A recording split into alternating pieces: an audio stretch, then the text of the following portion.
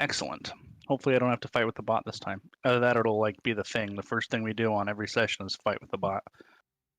And today's bot fight is brought to you by D&D Beyond. D&D About to Beyond, say. the platform we do not use. Critical Role has a D&D Beyond plug at the start of every show. We just fight with our bot.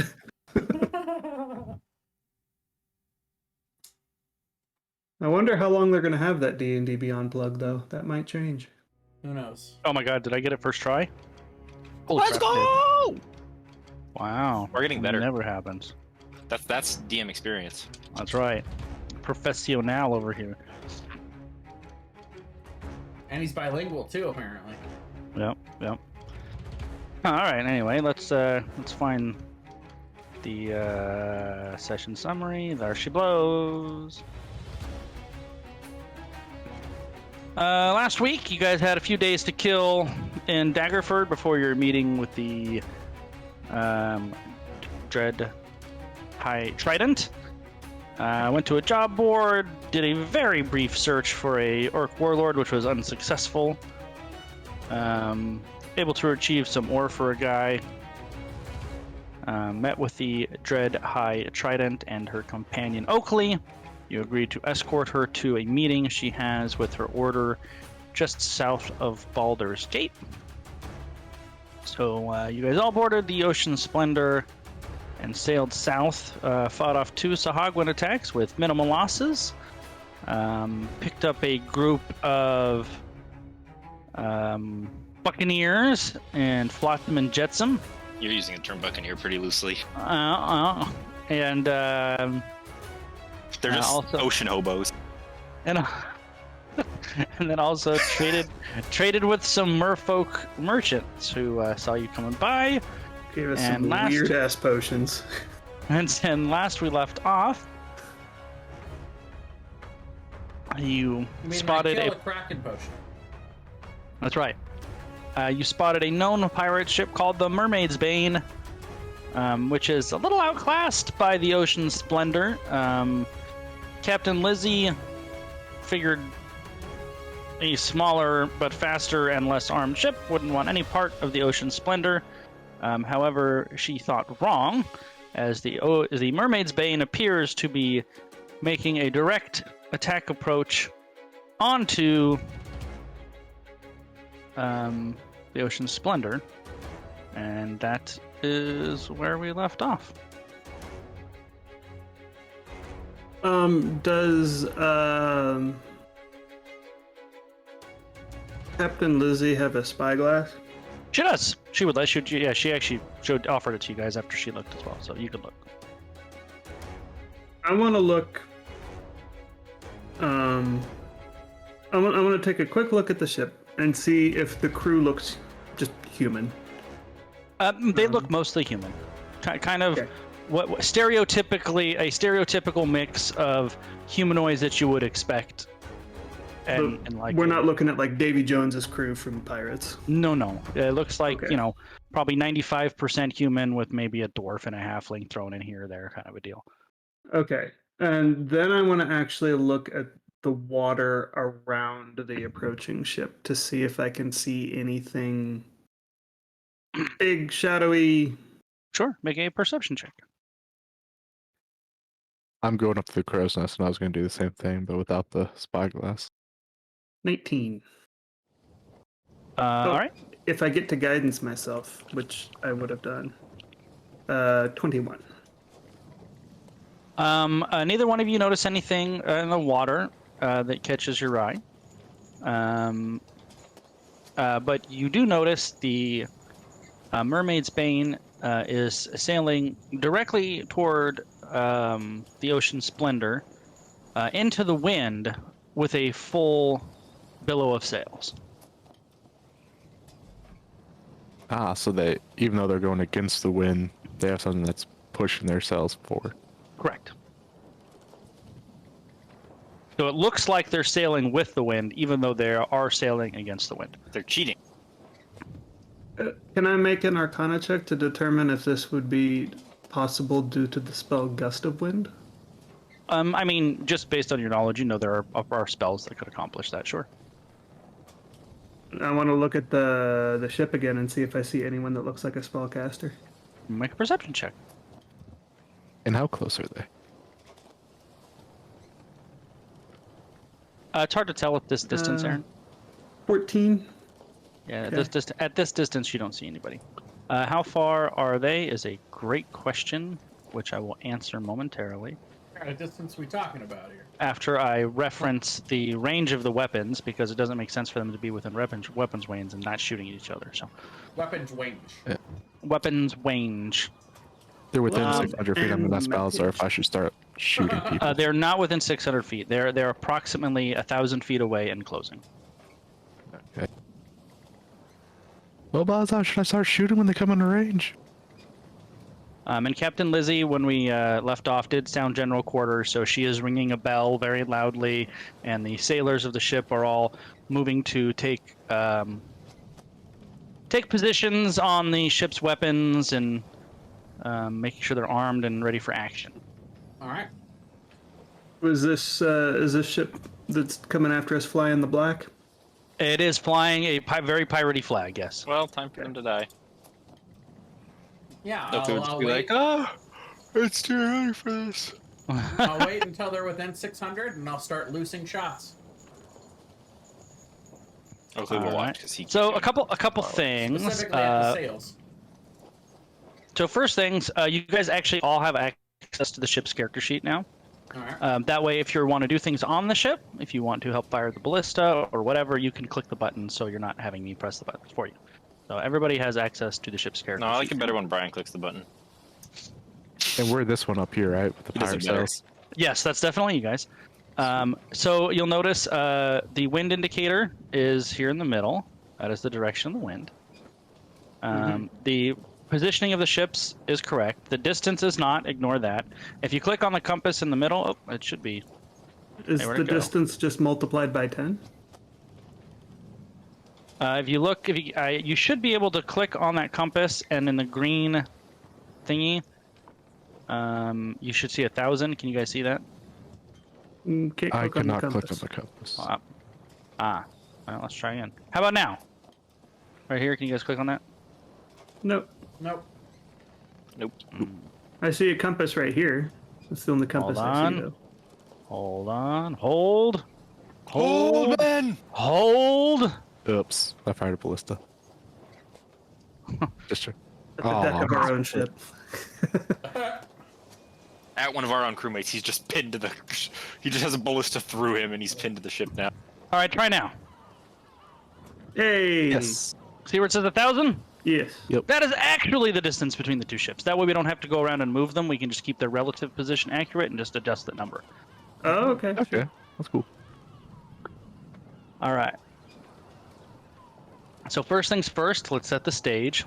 Let's play some music that is definitely not a generic, non-licensed ripoff of Pirates of the Caribbean. Of course.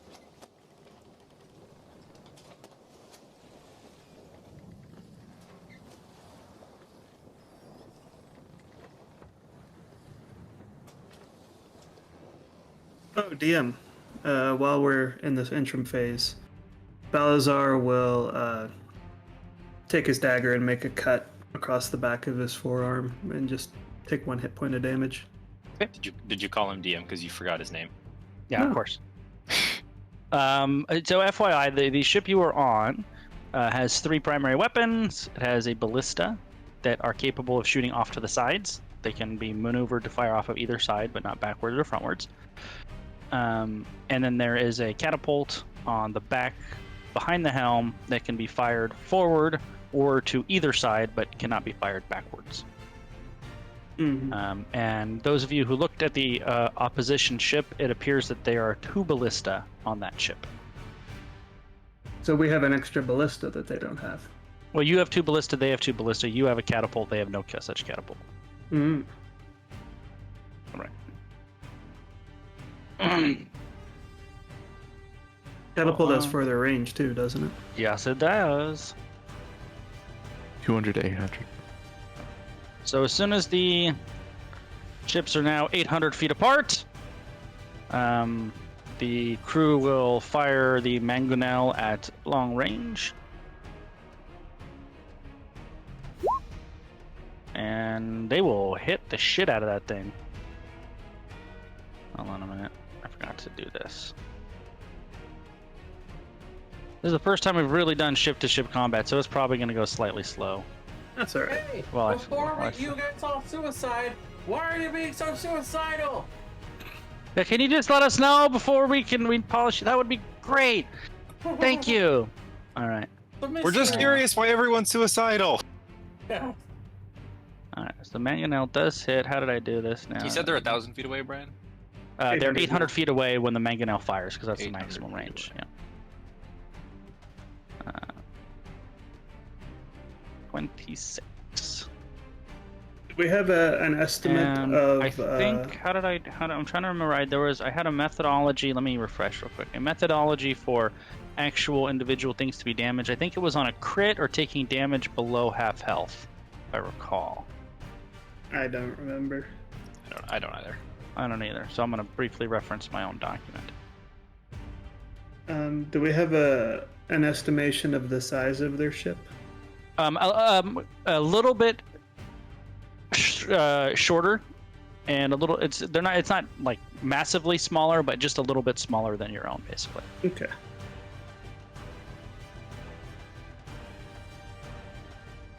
Ba-ba-ba. As soon as this thing gets into range, Thomas and I are gonna light it the fuck up. Yeah. Okay, so what I did is each I'm actually time. just gonna gust of wind it the opposite direction. So the way that we're doing it is the ship has individual components on the character sheet. You can see them. I list them on there somewhere, but it's like helm, sails, weapons, hull, something like that. Anyway, anytime a ship is critted, there's a 50% chance it will damage one of the ship systems. And anytime it takes damage below 50% health, there's a 50% chance it will take damage to one of the said components of the ship. So if sails are damaged, the ship will be slower. If the helm is damaged, it can't be steered. If one of the weapons is damaged, it can't be fired, et cetera, et cetera, et cetera. All right. So they took 20 whatever points of damage it was. And now, let me see the speed on this thing. So 60 feet into the wind for their ship, and your guys' ship is also 60 feet into the wind. So you're going to close to 120 feet. But we're with the wind. I know, so are they. You're both with the wind. We said into the wind. Oh, I definitely. Yeah, but they're cheating. They are cheating. All right, so you guys are now 680 feet away. Or maybe the wind's just going circular, so on their side it's pushing towards us, and our side is pushing towards them. Could be. Giant tornado or hurricane Yeah. out here. Oh, there's the component. Hull, helm, sails, weapon. Excellent. I'm glad I wrote that down there. It's all coming back to me now. Holding my action to fire 2 longbow shots when it's within 600. Captain Lizzie will use one of her captain's actions to give her ship advantage on this attack, so it's a straight roll instead of disadvantage. And a 17 will hit. For 27 more damage. As these massive boulders come crashing down. Alright. Anybody else going to do anything before I move them closer again? I'm just holding an action so that for control water when they're within 300 feet. All right, well, they're now I'm holding 560 shot. feet away, so those of you who are using that 600 threshold, here is your chance. I'll let you go first, Jay.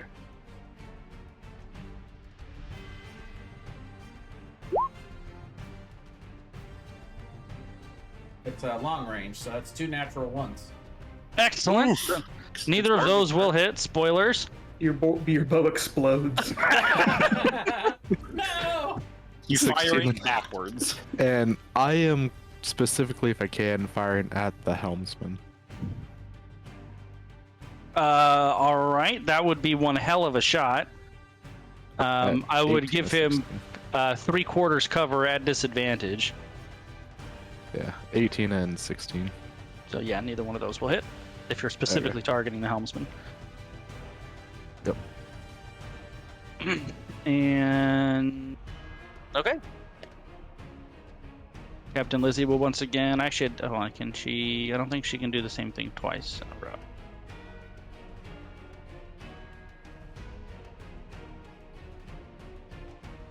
Okay, so she will not do that because she cannot. But they will fire the mangonel, and this time they will whiff. The boulder comes crashing down. And as these ships get within range of one another, I'm gonna have to hold on. I gotta get a little note thing here, so I need to make sure I keep track of this.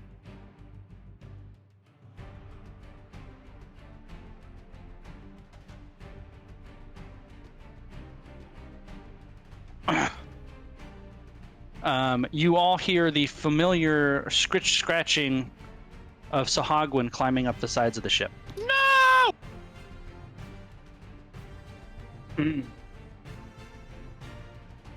They're back. I'm just wondering, is that when I looked at that ship earlier, did I see like a ram on the front of it? Can't think what it's called. A ram? What was your perception check? Did you make a perception His check? was 20 or 20. something like that. Then yes, you did notice there is a gnarly looking bronze ram protruding from the front of said ship. Okay. Well, if I were a transmutation specialist, I could turn it into mud or something. Turn their whole ship into lead. Would a lead ship float? No. Pretty sure it definitely would not. Well, it depends if its its Lead. total volume is denser than water or not. Lead is the least floatable metal there is. It is the densest metal. That's No, it's naturally not. occurring. Tungsten's denser. That's naturally occurring. That's why Superman can't see through it, of course. Roll 20, you're not being very cooperative, and I don't appreciate it. There we I am offended. Send them a letter. Big Dear impact. Roll 20, I found your program lacking. I found your program much like your credibility. None.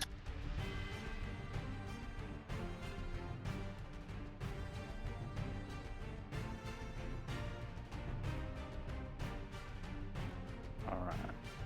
Excellent.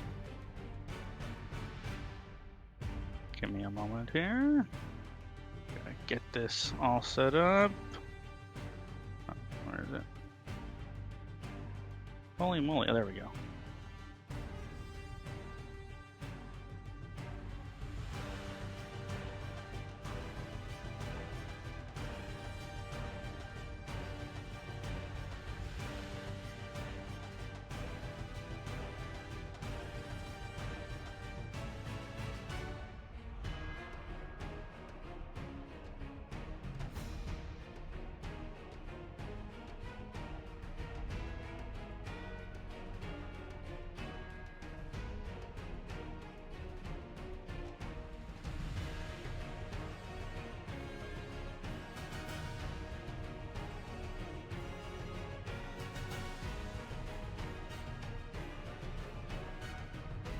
Alright, now it's cooperating, and I think this will only be another minute.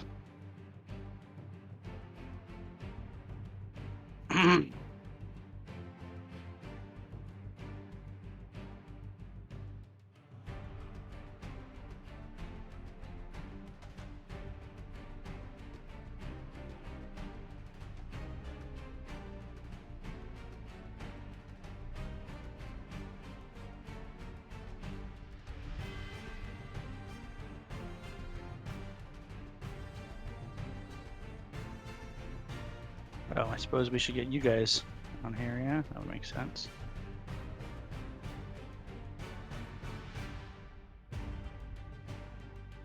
Almazar, Leah, Oakley. And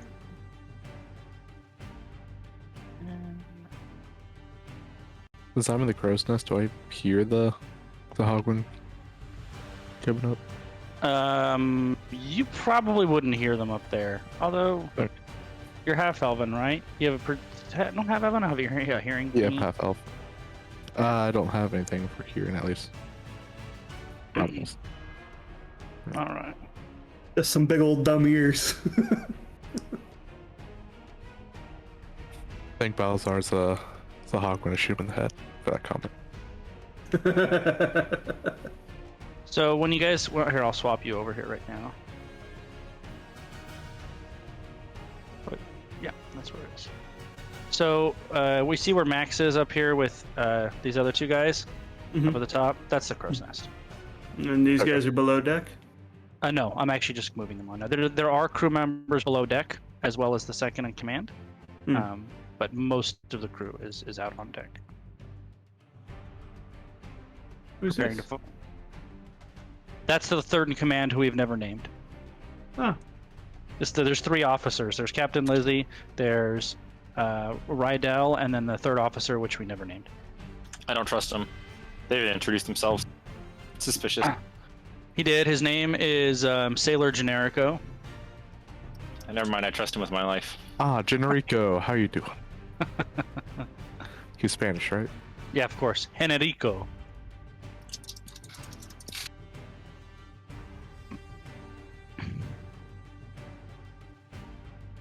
And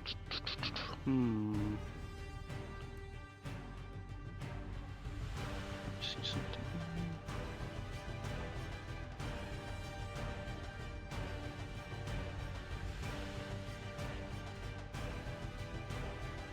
And then we have our distance marker because the other ship is still closing.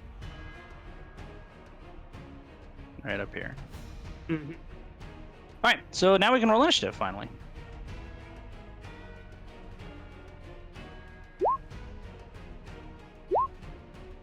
I thought they seemed too confident. Some things. Oh, there it is. That makes sense. Yeah.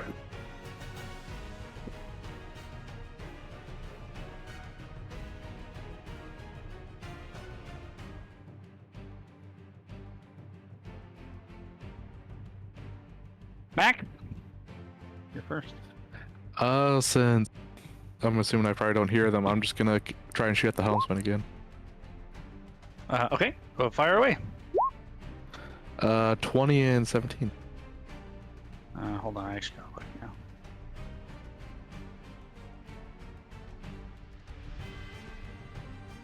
Brian, you're gonna be mad when I instantly ruin this whole encounter. Okay. Instantly roll it away. I gotta wait till they're within 300 feet. Not quite there yet.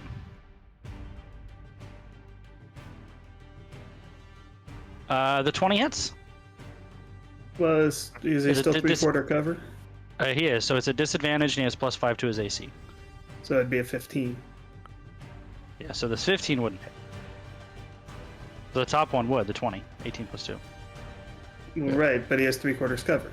He's just adding 5 to the other guy's AC. Yeah, that's what you add 5 to the AC and it's at a disadvantage. Oh, okay. And I'm using favorite foe on him, so 17.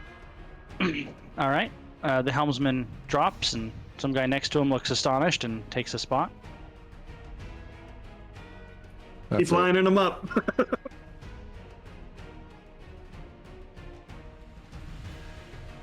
All right. Balazar? So Hogwan actually up the side yet? No, they're just starting to climb up the side. Okay. It basically takes them one turn to climb up.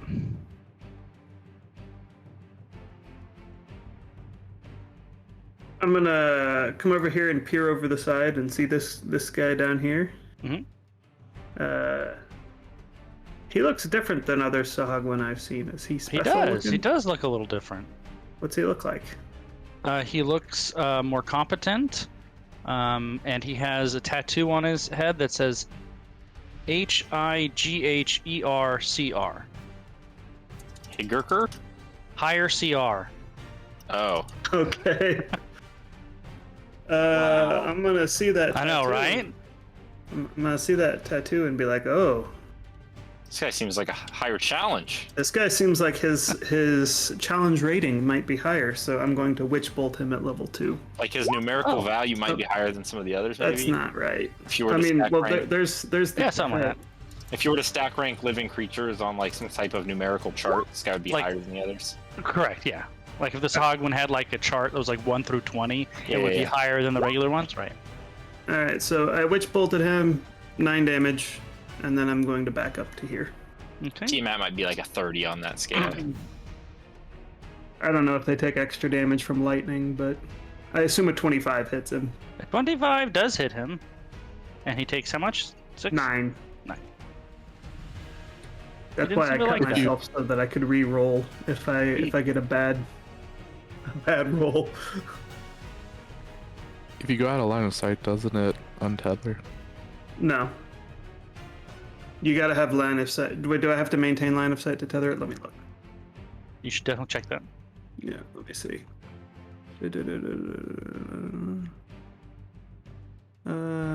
Form between you and the target. Spell ends if you use your action to, if the target is outside the spell's range, or it has total cover from you. That would be considered total cover. Well, yeah, I'm if sure. it's out of sight from you, then Yeah. that would definitely be So considered I will stay here so I can see him. Okay. As the Sahagwin kind of reach up over the rails and start climbing onto the ship, you hear Captain Lizzie ringing the bell again, and you can hear shuffling from down below. All right, let's see. We'll start here on these guys. Oh, and I also would have cast Mage Armor. Yeah, I earlier. assumed you would have done that. Yes, that makes sense. That's Mage standard operating procedure. Yeah.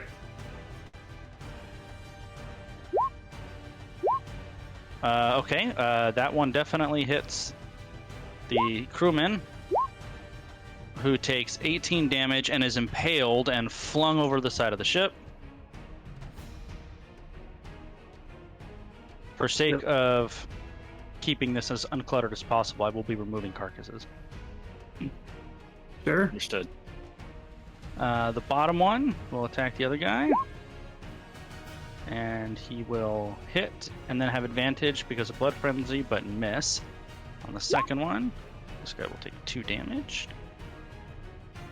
And he will attack that other guy.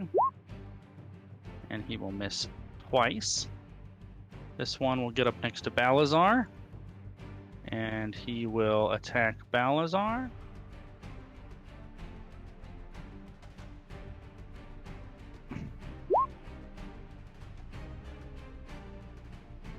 Uh, 16? That will hit. Alright. For 6 piercing damage. Okay. And now he has Blood Frenzy for his next 2 attacks.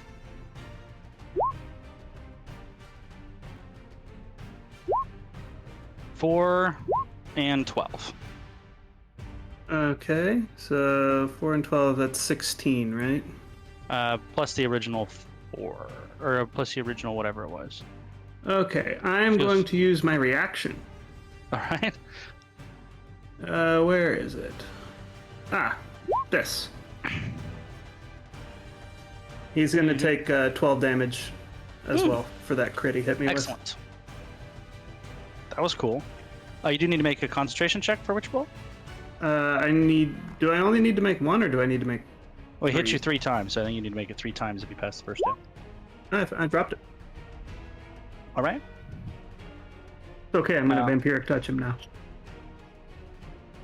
This guy will bite and spear the guard, and he will hit twice for a big 4 damage. Brian, 4 is not big. And then this guy is gonna take 7 and 9. So this guy gets impaled and thrown overboard. As the bodies splash into the water, you can see sharks going crazy right below the ship. This is at Leah, 22. Yep. And so now with advantage, a 22 again. So 2 and 5. Okay. And then the top one will be at the other crewman. Miss and miss. And that is it for the Sahagwin. Oakley, Ship still not within 300 feet. you can click on the little thingy. It is currently 560. 560 feet away. Okay. Well, in that case, I will go ahead and move over to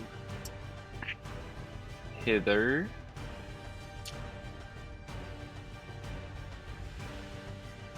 Is that 560 off the screen? Yeah, 550 Okay. from the ship, so it is off screen. Got it. Yeah. I'm gonna move up here and attack this guy with a hammer.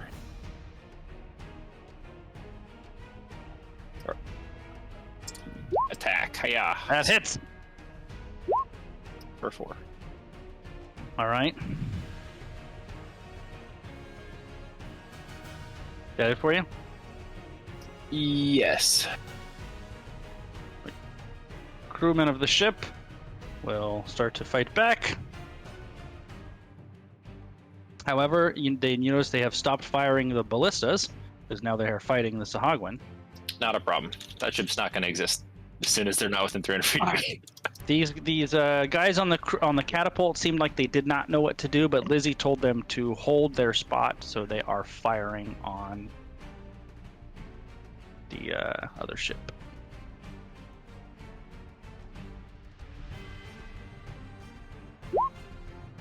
And they hit for 20 damage. Oops, hold on a minute, I gotta do this.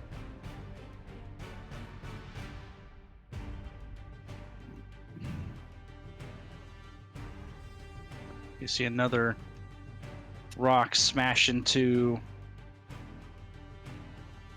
the oncoming pirate ship, which does taken a definitely noticeable amount of damage.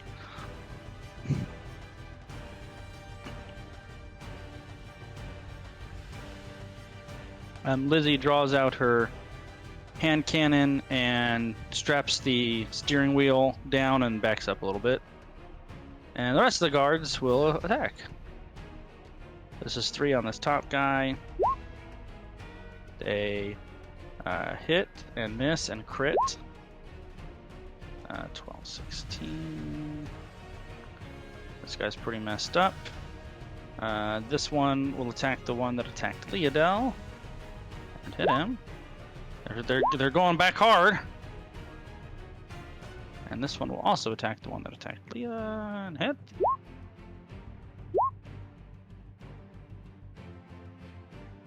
More. This one guy at the bottom is engaged into one-on-one combat, and he does not looking good. I already had the guy attack you. Oh no, this is the guards. Okay, there did the thing. 2 on him. 1 hit.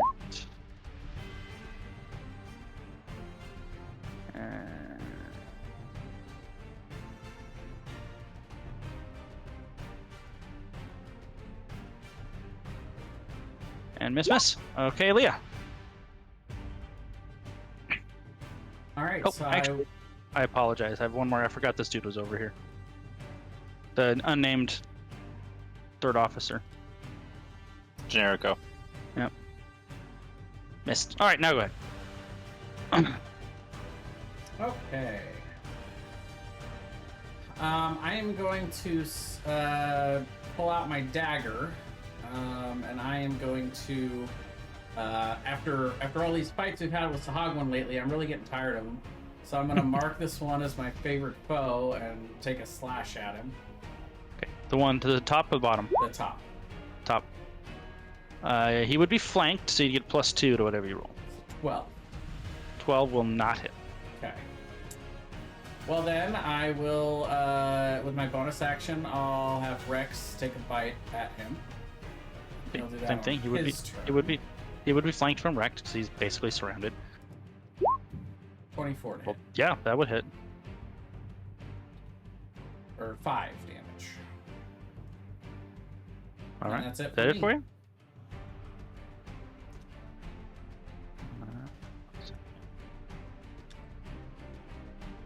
Oh, wait a minute, I have extra attack. I don't know what I'm doing. Yeah, I Alright, thought you had a one second more one there. slice with my dagger. There we go. How about 18? 18 would hit, yeah. for 8 piercing. 8. Does he take extra damage because he's your favorite foe? Let's see. Oh, yeah, I didn't check the box. My bad. So 1 more. 9 damage. 9 damage. And that is enough to slay said creature. Oh, nice. Got him. Did he have 9 hit points? He actually had 8, so it wouldn't make a difference, but Well, that's still So, marked he's as dead. my favorite foe, so all these Sahagwan are about to get cut up. okay, these ships have closed a bit and are now 440 feet away from another. Get closer, faster! Max! Would a passive perception of 18 be high enough for me to realize that combat's going on down below? Yes, oh, most definitely. Okay. 100%. Then I'm gonna turn my focus down there. Let's see, I see one with Balazar, one over there, one over there. I'm gonna shoot at this one. All right. Yep.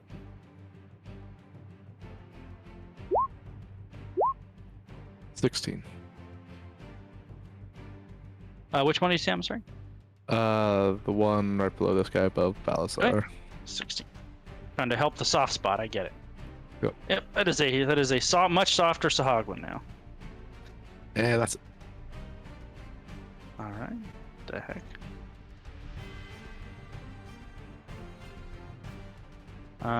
Balazar.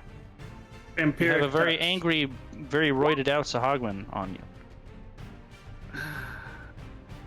That's gonna miss. A 11 will miss. Yeah. That feels really bad. I rolled a 4. Yeah, it does feel bad. He will attempt to bite you. 18. Yep. And did I make? Yeah, I did make the right number. Okay. And then whiff, Miss. whiff for 3 piercing.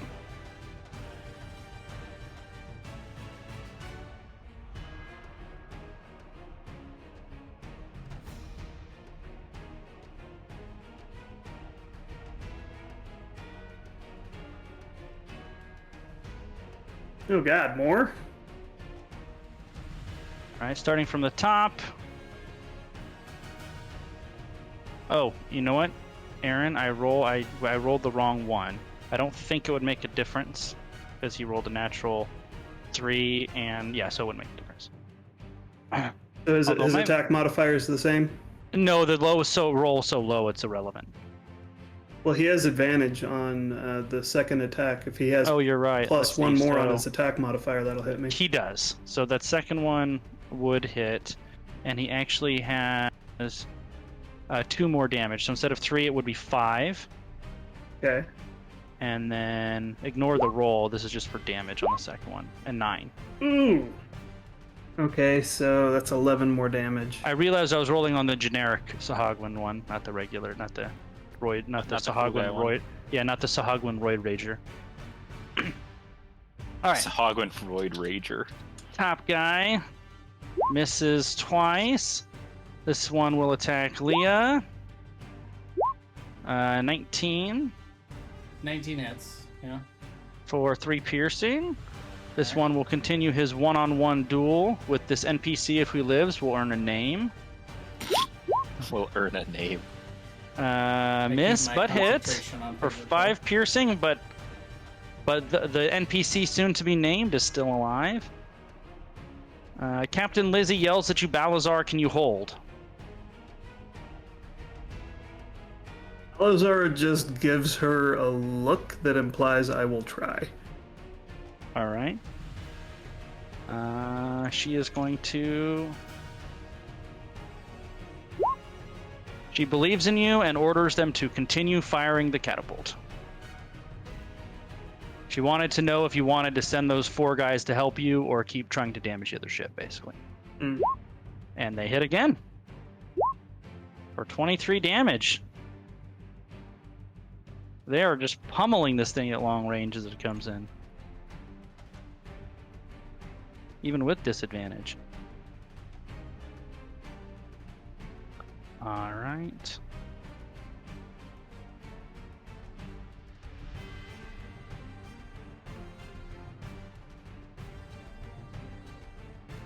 and you see Lizzie limp over, pull out her long dagger, and attempt to help you.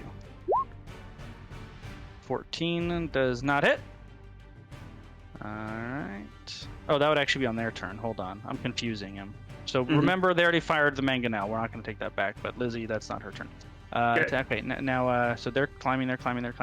So 1, 2, 3, 4. Okay. Now I got it. There's a lot going on in this one. It's busy. Mm-hmm.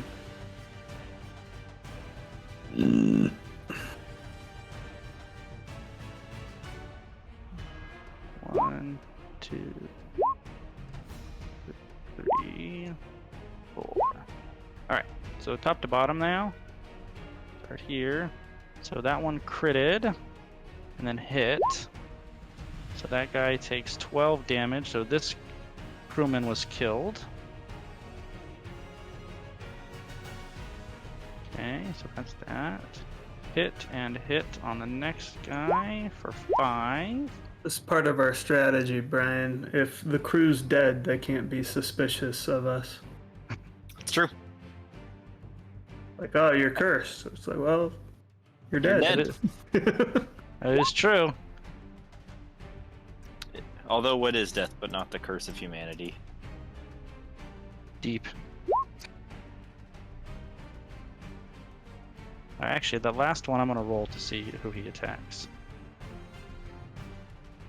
This would be at Oakley. A 10 would probably, or a 8 would probably miss. What about a 17? 17 will just miss. I have an 18 AC. Excellent. So, and you have all your hit points, right? Yep. Cool. So he misses you, and that is it for the Sahagwan. Oakley. I look at the ship, trying to gauge in my brain if it's 300 feet away or not. It is not. I attack this guy. Nope, not quite yet. Old. Hold 20 will hit For 3. for big 3 damage. I can't do single target damage. I'm really not built for ship combat. I can only blow up large swaths of things. Do you not have spiritual weapon? No. It's As not a Oakley cleric? style. All right, so now He's a storm cleric. He only does storms. If it's not So storm now- related, he doesn't have it.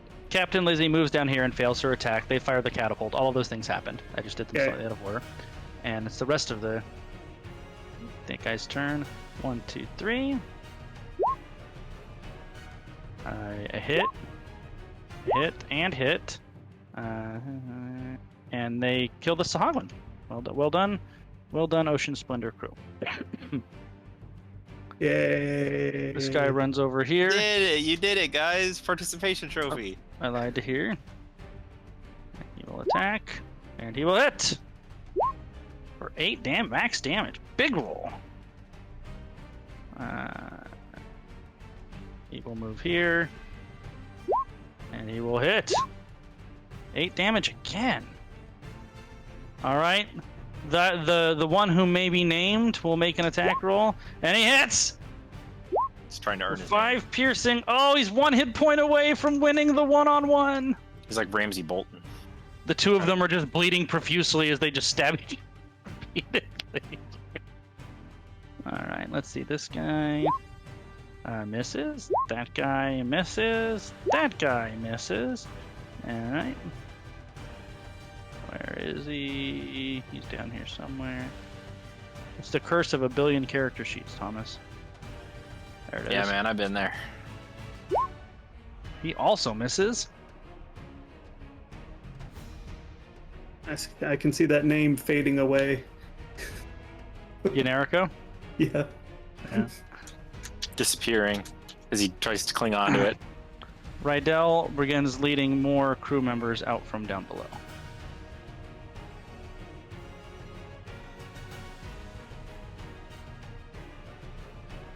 All right, Leah.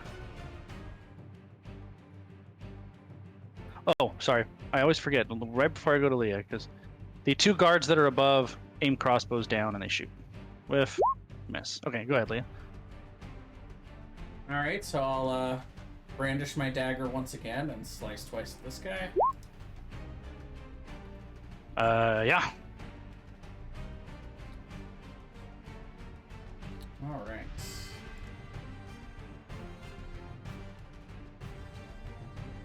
That will kill him. It did take both attacks, but he is dead. Okay. So then I'm gonna go ahead and climb up onto Rex's back with half my movement. All right. And we're gonna ride.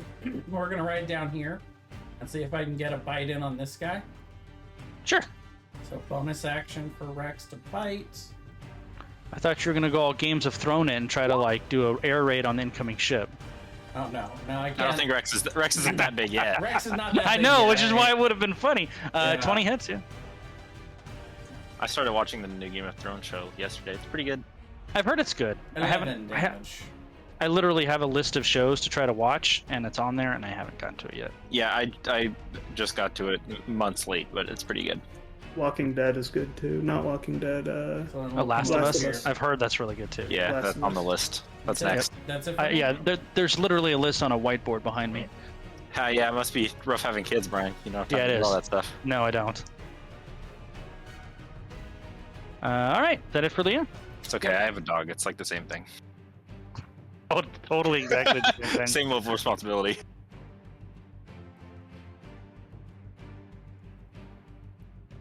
They're now 320 feet away. God damn it! So close. Hold. This one, so the first of these shots is a straight. Actually, they can only fire one in the forward arc. So this is a straight roll because their captain is guiding them. 15. So you guys feel a ballista slam into the side of the Ocean Splendor.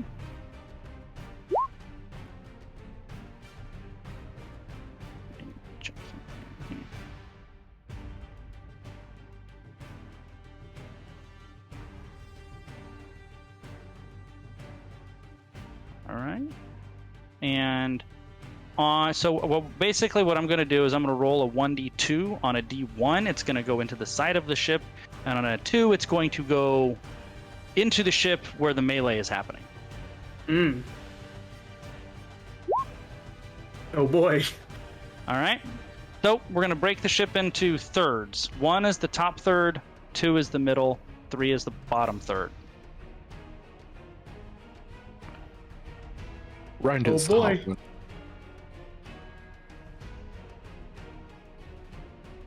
Nope, that's not what I wanted to do.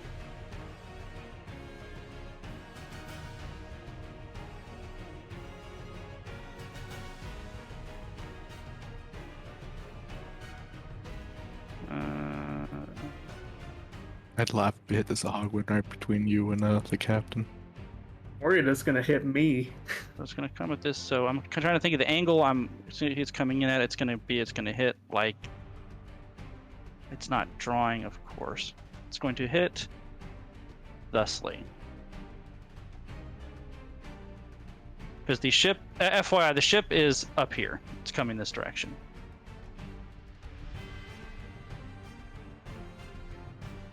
And the ballista is basically sitting in the front of the ship firing at you guys. So if we were to hit the bottom third of the ship, that's about how it would go. So we're going to have Balazar, Roid Rage, Sahagwin, and 2 crewmen take dexterity checks for half damage. I'm unconscious. So 19 Oh, shit. piercing into Balazar. Good thing I'm a That is cleric. exactly how many hit points I have.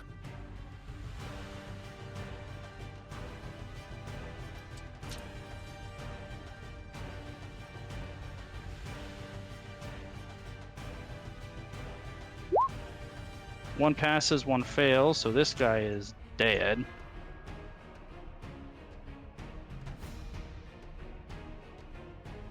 And half of... He's almost dead. And Roid Ragey guy... passes, so he would take 10. What was the DC on that? The DC was 12. I have an inspiration. Let me use it. Oh yeah! What am I getting advantage from it, or am I getting?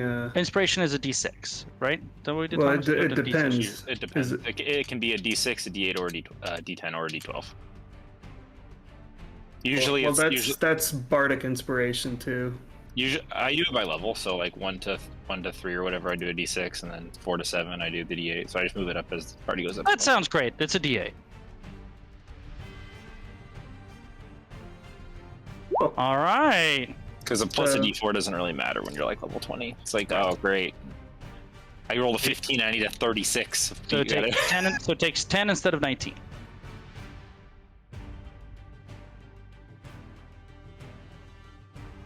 Well used inspiration, Aaron. Max, you see a ballista bolt slam into the top of the ship, knock down a couple people, slay a crewman, and kind of feel the ship shudder as the bolt strikes the side. Seeing that close call, Bowser, I'm gonna get up and I'm gonna run 40 feet down the side of the mast. Mast, yeah. So I think we said it was 120 feet tall, right? Is that what we said? Yeah, 140, I think so. 140 feet tall, something like that. So then you're a third of the way down, basically. And then, let's see. I am then going to, I think I'm just out of 90 feet if I'm, let's see, 30 feet over. Although this is raised like 10 feet, isn't it? So yeah, we always, the way we've always done it, since we're not going to sit here and do Pythagorean theorem, is if you're above, we add half the height to the range. Yeah. Is the back raised 5 feet? Yeah, it would be a little bit. It would be, let's say it's raised 10. It would be raised a little feet. bit. So if I went down forwards, that would be 70 feet. So that'd be 35 feet. 105, something like that. Plus 60. No, not. If I ran down 40, it was 120. So I'd be at 80 feet above the bottom over here. So it'd be 70 feet above this. So you add 35 to whatever that is. So 70 feet. Yeah, so that would be 105. Okay. 105. So I'm gonna take 2 shots at that Sahagwin and use my favorite fit. Ooh, 15 and 16. The 16 hits, the 15 does not. 13. He didn't like that. That is the end of my turn. Balazar. I'm going to try to vampiric touch him again. All right. There we go. And you would have a +2 because Lizzie's flanking you. Shame I didn't crit. Oh man, it would be so nice to crit on this. I'd get so Just much to health melt back. his face and get your life back. I am going to re-roll the 1 and get a 2. So I do 8 damage. And you get 8 back, or is it half back? I think it's half back. It might be full. Yeah, you half the amount. Yeah, it's half. You heal half. Yeah. So I get 4 back. That's better than, 2, I suppose.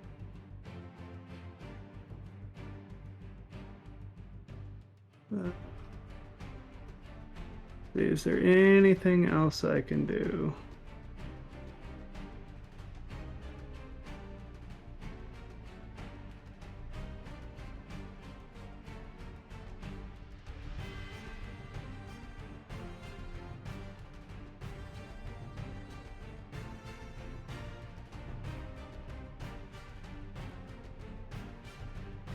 Yeah, there's nothing else I can do. That's it. All right.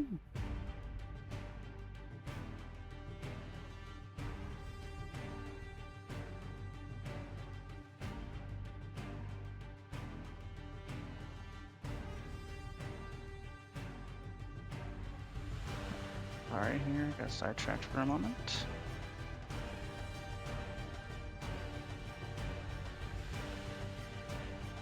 I've been hanging on to that inspiration for a long time. That was a very good use of it. All right, it is now the Sahagvin.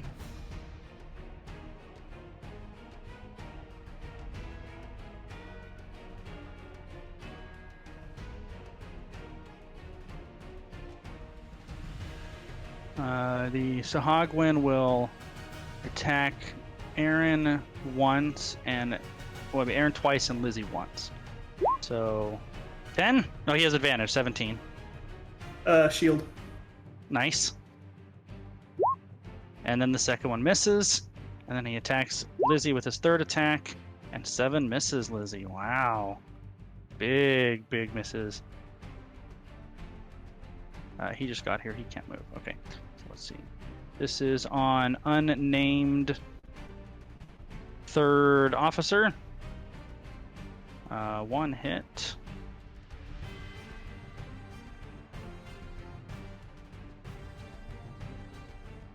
This is on Oakley. Miss. And then the guy right below you. He gets hit once. And then the guy below him. Oh, miss. And then this. Let's see if he goes after Rex or Leah. He attacks Rex. 8 and 5. I assume both of those miss. Absolutely. And then last one. He hits once for 6, and this guy's still going. Oh no, he's not. This guy's dead now. Oakley! I'm gonna hold my action to cast Control Water. Hold! What do you need the range to be on it? 300 feet.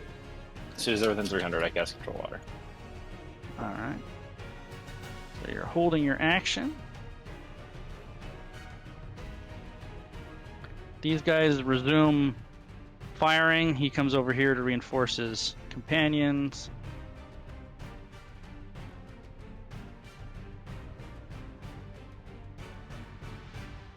Oops. There we go. Oh, actually, he would run over here to help with that guy. Alright, let's see. Top to bottom.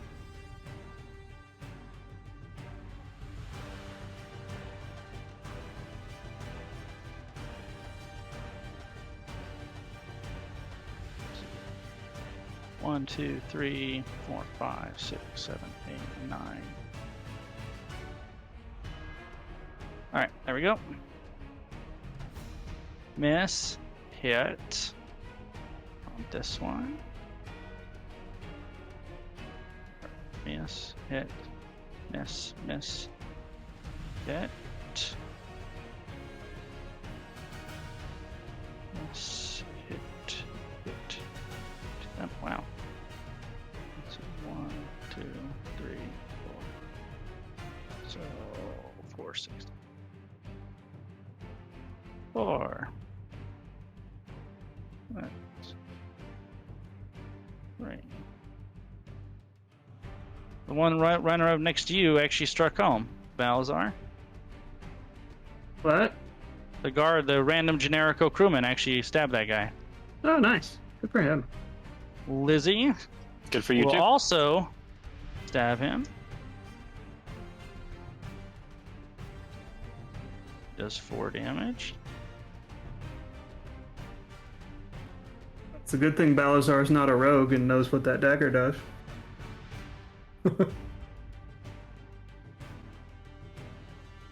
And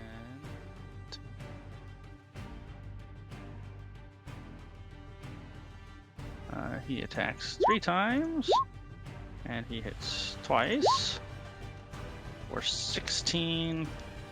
Almost killing that guy, not quite. Oh, he finally hit something for 16. crits it. Misses. Really hit him. Yeah, he really hit him finally. And all right.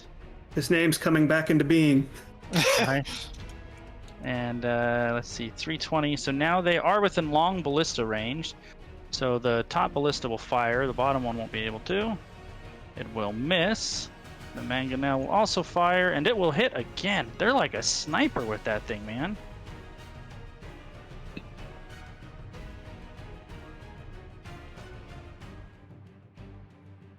And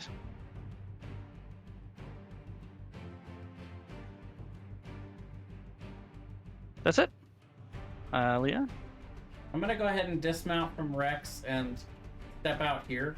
You can decide whether or not that constitutes an attack of opportunity from these two guys. I'm gonna say no, because Rex is staying there. Okay. So I'm gonna start by loosing a longbow shot at the champion down here. All right. Yep. 27 to hit Mm-hmm. for 9 damage. He is a hurt champion. All right, one more. Natural 20. Nice. He had 2 health left, so It seems like a man. waste of a lot of damage. yeah, it does. I can't slurp his health anymore. Oh well. He can't, but also he can't slurp your health anymore. It was gonna be fine. And then for my bonus action, I will have Rex attack the Sahagwan that's right in front of him. Or right to the left, I guess. But let's see. Fight. 22 to hit Mm-hmm. for 11 damage. Wow, big damage at a Rex there. Yeah. Got it for you? Yeah, that's it. All right.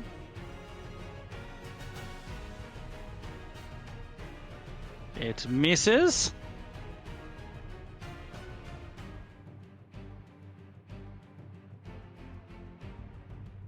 It is now 240 feet away. Oakley. You said you were holding your I action. cast control water. Oh, All right, been triggered! What does that do? Let's see it. They have a 25% chance to capsize. All right. Wall of text. Right. Forget the wall of water. It's a wall of text. Any huge or smaller vehicles in the wave's path are carried with it. Huge or smaller vehicles struck by the wave have a 25% chance to capsize. Is gargantuan bigger than huge? Fuck, it is! Yes, it is. It is a gargantuan vehicle. They both are. Oh, how sad. Okay, well, then I'm going to form a vortex. Which will do what? Wait, maybe not. What does this do? Damn it, are you ruining my life, Brian?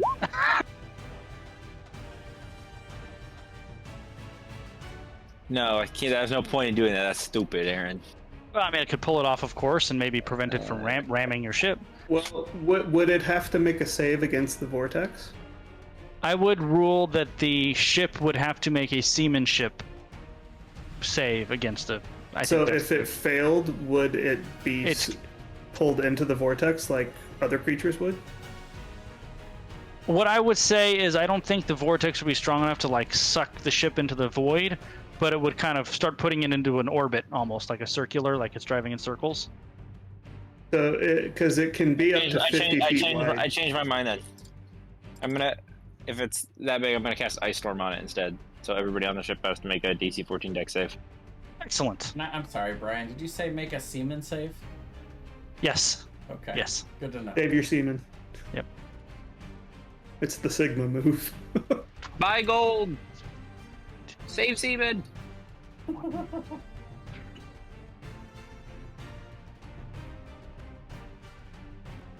Let me see. So the damage if you fail is 28. Is that right? Yep. Okay. And they're knocked prone.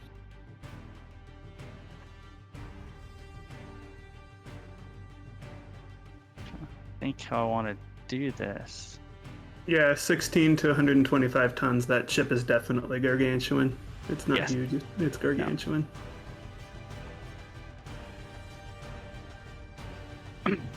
You see Oakley turn is the range. The range is on that, right? Is it within 300 range? feet. Yeah, Same 300. range. Excellent. Oakley turns around, begins uttering a prayer to the bitch queen, and a hail of ice and sleet begin pummeling the deck of the ship. Crewmen are falling over in mass, being knocked over the side of the ship. Some of them attempt to dive down below, but when is it concentration? Does it stay, or is it just a one thing? It stays. Should I post it? No, I got it up there. And I can you saw it. cast it on the ship so the storm moves with the ship, or is it one It's a point in 20-foot space? radius, 40-foot high cylinder centered on a point within range, so the ship would move through it, is what I would say. Yeah. Yeah, they would. And at the speed it's going, it'll actually move through it pretty quickly. And as the ship clears the edge of the ice storm, the deck of the ship is just a just a macabre mess of corpses, and the crew has very clearly been decimated by said spell.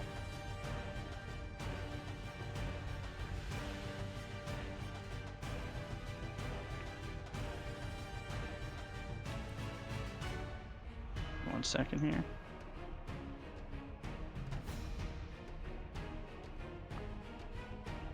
Now, I am gonna roll for a couple of specific characters on here, though.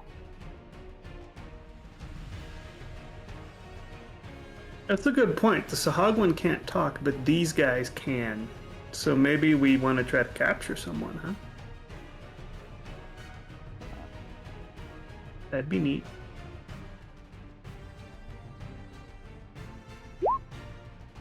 Okay.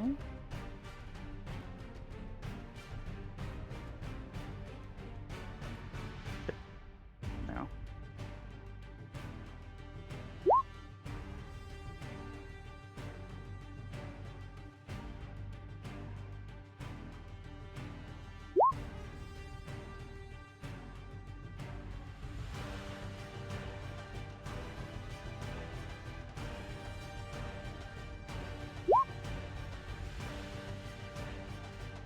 Bosun takes half.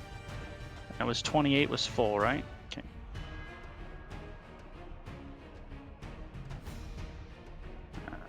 First mate failed. So that actually kills the first mate.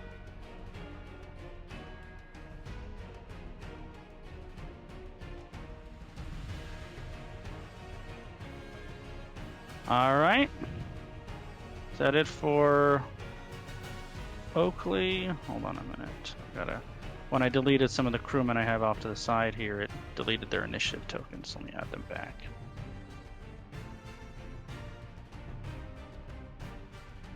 I have a question for you, Brian. Fire away. How do you think acid would interact with sails? They would be gone. I think the acid would eat away at said sails. Like, with what level of efficacy? Not at the same efficacy as fire. Somewhat slower, I would say. I would say it would probably do instantaneous regular damage, but without anything going to it, it just is going to eventually eat it away, if that makes sense. Like, they would need to do something about it. Because it's definitely not the same thing as lighting a sail on fire, right? Right. Okay. That was... How did we get to where we're at? Okay, so that was Oakley. Just went, right? Yep. Oh, no, you held your action. That's why. Oh, yeah. Now we're at Max. That's why I was confused. Max, you have a great view of a huge chunk of this crew being just obliterated by this ice storm. Well, I would not have to worry about that anymore. Not all of them. There are some still there, but a big chunk. Well, since they're so far out and it seems like most of them dead, I'm gonna go 40 feet below. So I'm now 40 feet above the deck of the ship, and I'm gonna shoot at this Sahagwan first. All right, fire away. 15. 15 will hit the Sahagwan. 10 damage. Is it still up? Which one was it? This one right here. Nope, that one's dead. Okay, then I'm gonna shoot at the one right below it. That hits. Is that this one right here? No, down below. Right Oh, there. that one. Okay, the one below it. I gotcha. Yeah, 6 damage. Okay, And that's it. Balazar. 20 feet off to the side of this point right here. So Somewhere over there, yeah. I am casting Sleep. So you're just trying to catch basically the Sahagwan there? Yep. And it's current hit points, right? Yes. Okay, so let's see. There's 6, 13, 26. There's no save, right? There is no save. Okay, so there's exactly 26 hit points worth on these 3 that I'm going to mark right here. This one here,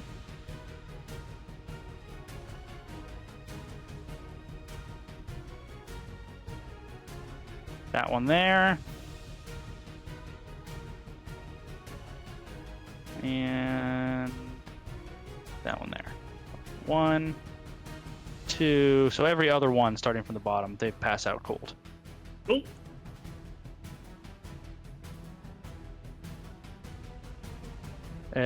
Somebody either has to wake them up or they have to take damage, right? Yeah. Right. And it takes an action to wake them, unless they want to make an attack against them. This is at Oakley. Nope. At one of the crewmen.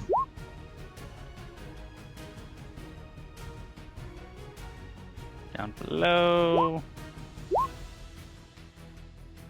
Wow. That poor... These two guys both not dead, but wounded. I guess the high trying to stand up right now. What was that? And I guess the high trying to stand up out of the fight. Sorry, Aaron, or Marcus, you broke up really badly. One more time. I was saying I guess the high trying is to stand up out of the fight.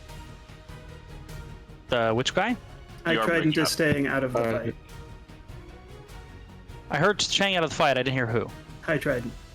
High Trident. Oh yeah, honestly, totally forgot about her. I'm not gonna lie. So yeah, she is staying out of the fight. She would actually be terribly useful right now too. You know what? She's gonna have to come out. She wouldn't just sit this whole thing out.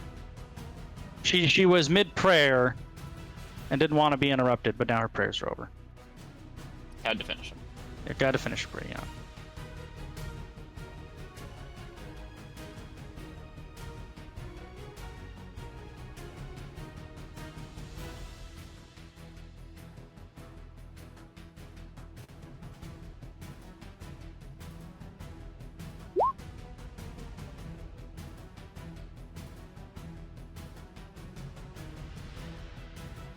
Oakley. As soon as the ship gets out of the ice storm, I'm gonna drop another ice storm on it. Okay. uh, Oh, never mind. I can't do that. I'm out of ice storm casts. oh, okay. So instead, I'm gonna cast Gust of Wind, and I'm gonna start it right here, and it's gonna go up this way, and just blast the swag, and if they fail, they get moved up 15 feet. Okay. So this one is sleeping. He automatically fails. He's dumped into the water. Yeah. 5, 10, same ditto on that one.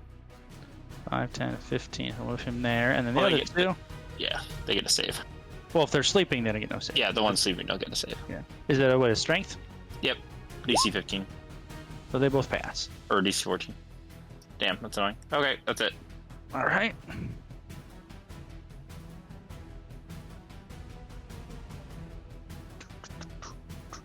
Where is it?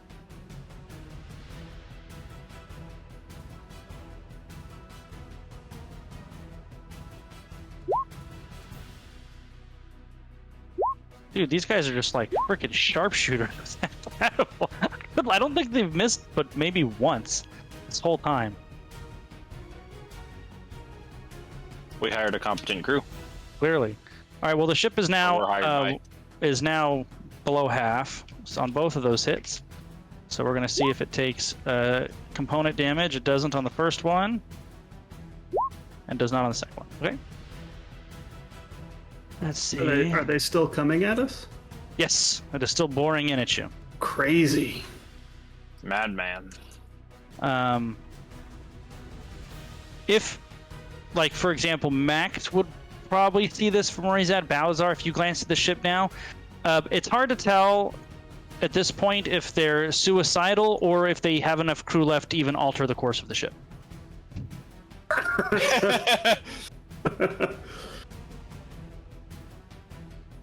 Well, there are still some crew on there, but there's definitely a very thin crew.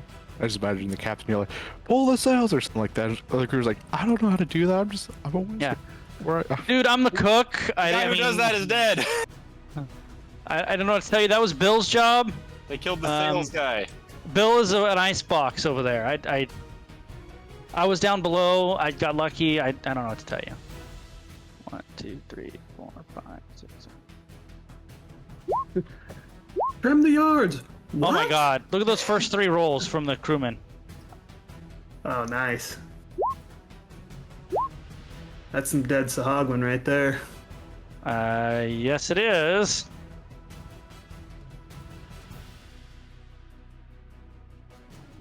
I imagine that this guy getting blown 15 feet woke him up.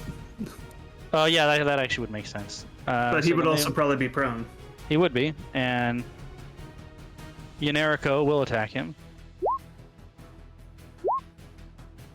And we'll kill him, actually.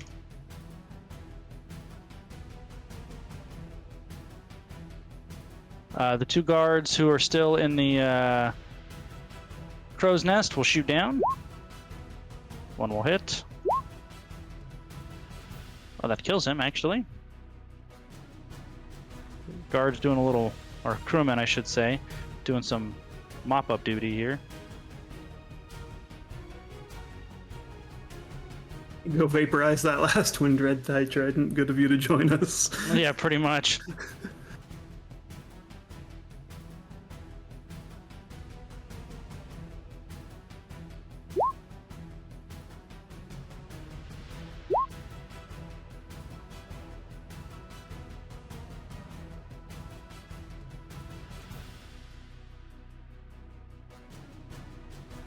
All right. Leah? Right, I want to come up here. The ship is now 80 feet away and continuing to bear down. I want to take a look and see if there's anybody still on the other. There are still some people all left on the other ship, yes. Okay. Well, I'd like to start taking shots. All right. I'm within range of my regular You are? longbow range. So. Is there anybody at the helm? There is someone at the helm, yes. Okay, and they're on a collision course with us, but Yes. I'm assuming that there's somebody trying to do something about that on our ship? On your ship? Yes. No, until 2 seconds ago, everybody on your ship was busy.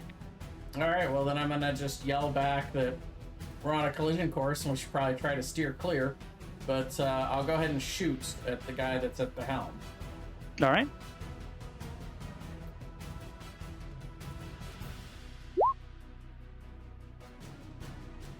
And the first one, Rex is going to use his reaction. So he runs up here with me. He is going to infuse my first strike. Let's see, where's Rex? There we go. I don't know why that rolled a 4. I'm going to roll it with this.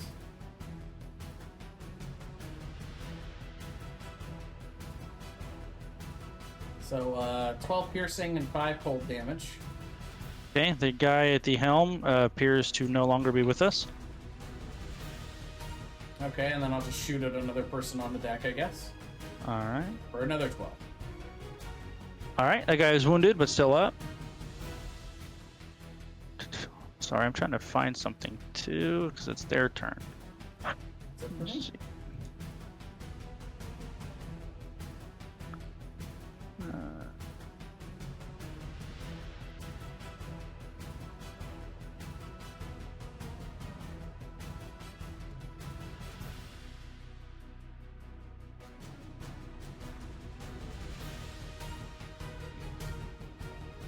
Fortunate.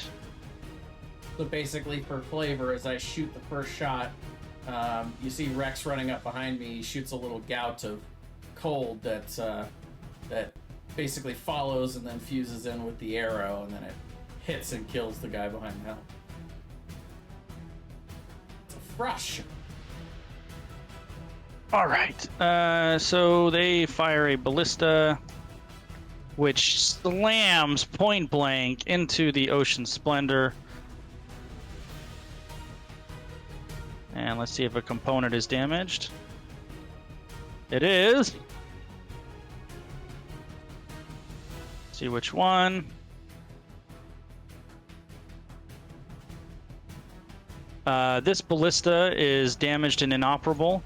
And these 2 crewmen need to make a dex save.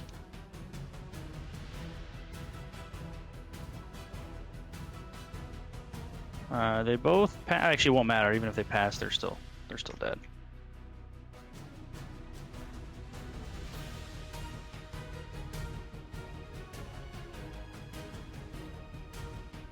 You can feel the ship shudder under the impact of the direct hit of the ballista bolt on this weapon here.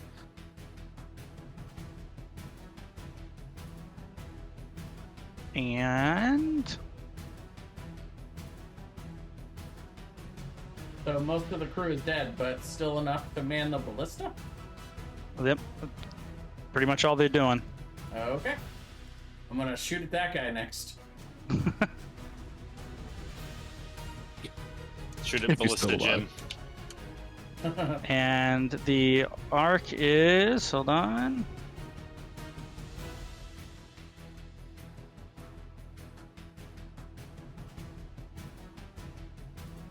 So Oakley and one of the crewmen. They shot twice. Nope. A lightning bolt fires from the other ship. Save. So crewman number 1 and Oakley need to make a dexterity save. I done did it. You done did it. He done did it too. So 13 damage if you done did it. So this other guy doesn't matter. He's They're still 90 dead. feet away. Yes, Did I see him casting the spell? probably. Counterspell. No, it's not. It's fine. Well, I'll let you do whatever you want to It's do. up to you. I'm You can ready. counterspell if you want. Yeah, I'm gonna counterspell it. All right. And he just saved this guy's life. Did I see that happen? Like the guy starting to cast and it knocked him off? Probably sure. Alright. And now the two ships will collide. How close were they? Well, they were 80 feet away at the start of that round, and every time we restart, they're closing at 120 feet. And our Okay. ship didn't do anything to try to... Your away ship from it, or- was busy until just this last round. Alright. Wow. Captain Lizzie's been free of that person she was fighting for quite a while up there. For the last few rounds, it just didn't turn the ship at all. That's correct. Alright. Dumbass.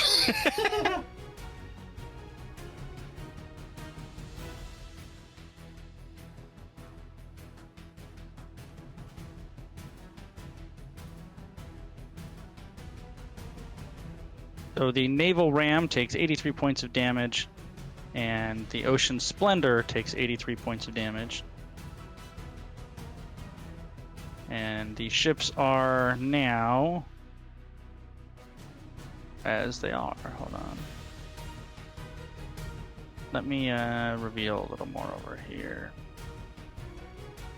Oops, actually, first, let me do this. Look at all those corpses. I know, right?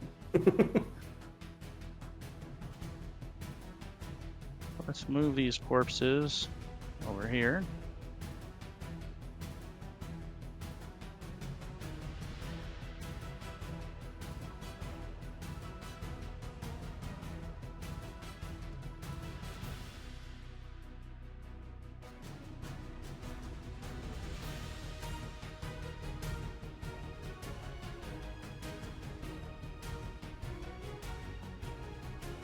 Come on, meow. Roll 20, behave. There we go. Okay, good.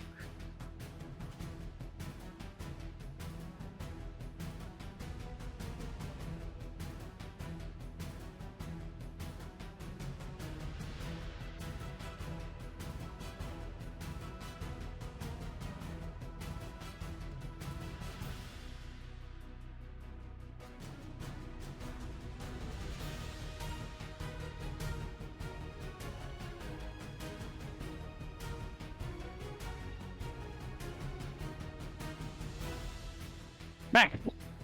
The ships collide. Are you still clinging to the mast? Yeah. Make a strength saving throw. Hey, you failed and fall the last 40 feet. Is that how far up you were? I think you were 2/3 of the way Yeah. down, right? That was Yes, 40 feet. 40 feet. And you are now prone on the deck. And it's a strength check? Yeah, strength saving throw for 14 falling damage. And the 2 guards at the top of the crow's nest. One passes, one falls to his death. Nice.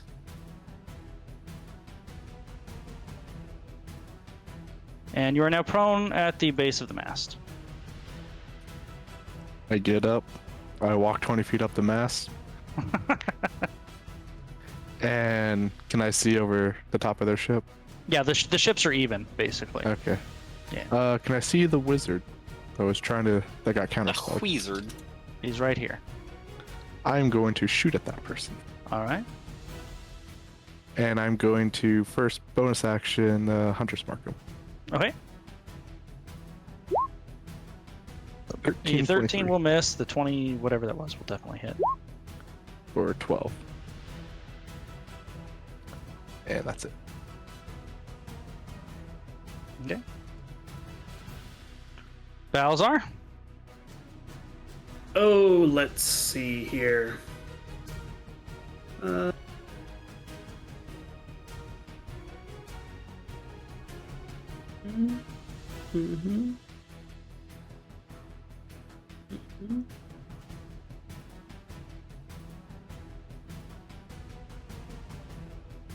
Right at this point, where I have my cursor, Did you get everybody?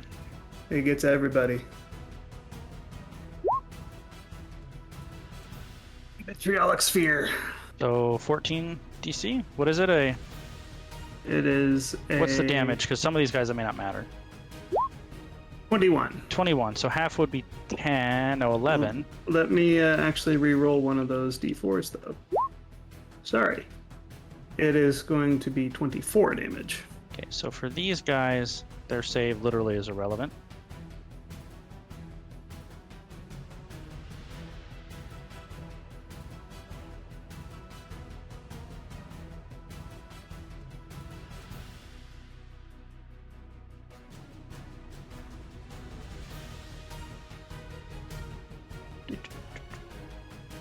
I guess their wizard didn't have counterspell. You would guess correctly. Amateur. I know, right? Who makes these NPC stat blocks anyway? All right, this guy, is it, what kind of save? Dex?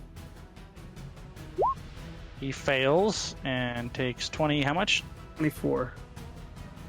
He is in a world of hurt. The wizard, even if he passes, he takes half, will die. So that's irrelevant.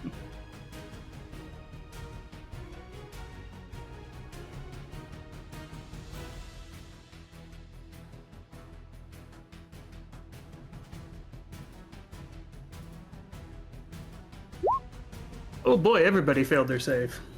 Yep. All right, Balzar. I will now drop prone. Okay. Oakley?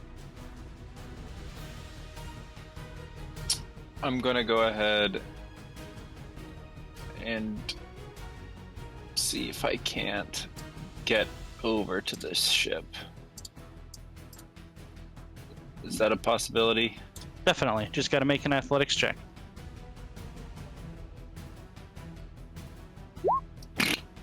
Okay, you slip and fall back down, basically. It's DC 10. Okay, I'm gonna call lightning on that person. That's gross overkill. I don't think there's any scenario in which he would... He's like crawling around on the ground, bleeding profusely from whatever, and then just literally a lightning from the heavens smited his last 3 hit points. Overkill's all I got. He's got this freaking massive hole in his chest that's smoking. Is that it for you? Yep. I was just gonna go club him, but then I couldn't get up there. The crew are tending to each other. They think this fight's pretty much over. As would most of you, except for Leah. Actually, you're up first.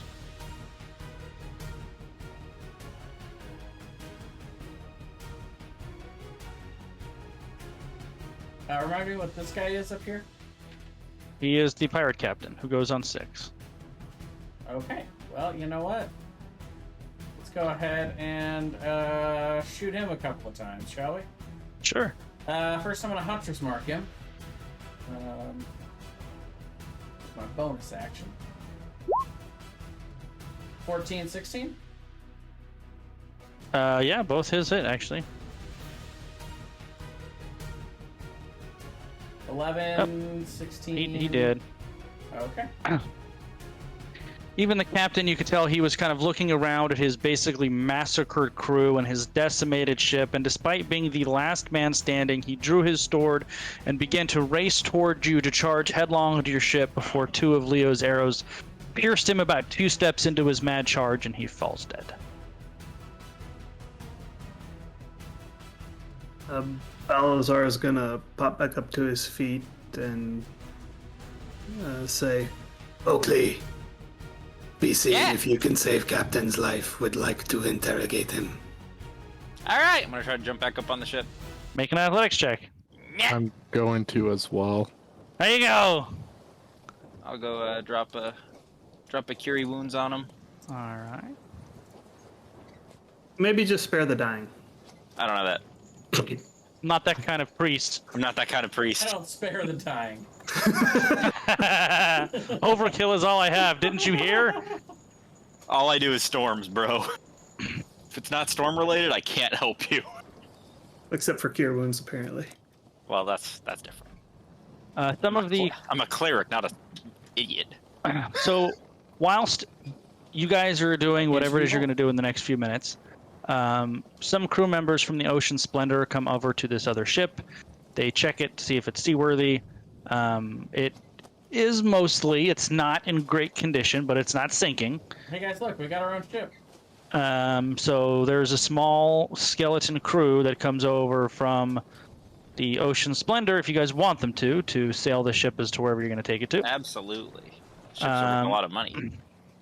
Captain Lizzie asks the Dread High Trident to oversee services dedicating the sailors' bodies to the waves, and she happily obliges, and they perform services for the crewmen who fell in the attack. How many did we lose? 1, 2, 3, 4, 5, 6, 7, 8. Wow. Oh, Jesus. I mean, you can Ruined see our at the bottom. cruise. You Yeah, can see at the bring the bottom mood. down here. Well, Really yeah, bringing we the are mood back down on up. our cruise. Yeah, sorry guys, we're cursed. That's our bad. I think that's 8 out of, well, plus the one you lost before, so I think now you've lost 9 out of 30. Yeah, I think we're actually definitely cursed. I think they were onto something. And so now if you take 5 or 6 over to this other ship, they're going to be asking you guys to do stuff here very soon. Sure. I mean, I'm always willing to help out. So the Dread High Trident is more than happy to perform services and consecrate their bodies to the depths. They begin cleaning up the ship, repairing the damages, tending to a couple of grievously wounded crewmen. I will use mending where I can to assist in repairs. Sure. She will also help them tend to the wounded. I would ask if any repairs need to be taken underwater in case there's like any leaks or anything like that. No, actually the other ship might have some stuff you could do underwater. The main Ocean Splendor does not. Okay. If anything was underwater, I'd do that part. As the prophecies was foretold, this NPC now has a name. He is a legend amongst his fellow crewmen as he killed a Sahagwin mostly in one-on-one Hey combat. man, I never before- asked you, what's your name? The whole crew's like, actually, it's weird that we never... We never knew that. That's so weird. Yeah. And so while they are doing their housekeeping on their ship, they're wounded, they're dead. What are you guys doing? Resting. What are you doing with the captain specifically? Oh. Well, when he wakes up, I figure we'll probably interrogate him. Yep, that works. Okay. Oakley will Are you- handle it. Nope. Are you restraining him in any way? Are Oh, you... absolutely. definitely. Yeah. Okay. He's hanging from the side of the ship by his wrists. Okay. With an arrow through his hand, so keep him there. Oh, Oh. Jesus! Brutal. Oh my god. Wait, is he hanging off the side of the ship? Yeah, what by you like rope around his wrist. Yeah, yeah. Never mind. I was like pinning him to the ship. Oh, we Pinning just him to his like hand. take some pythons and just hammer him into the ship. You ever heard of that guy Jesus? Yes, Jesus of Daggerford. Okay. He comes to. He seems like he's in a lot of pain and also thoroughly confused. My name's Oakley. Why are you attacking us, man? 1 second. I'm a cleric. You can tell me. This is a confessional.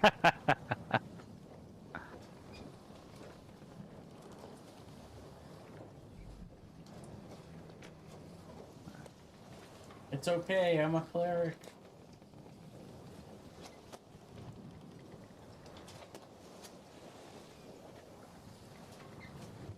Um.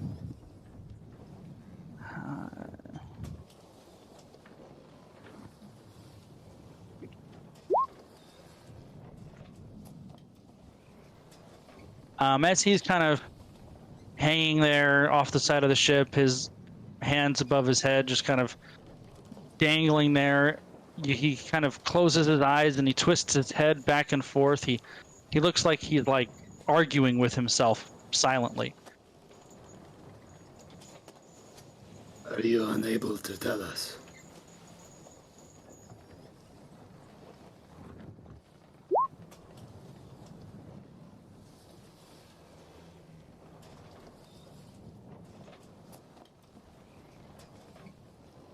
I'll give him kinda- guidance. All right.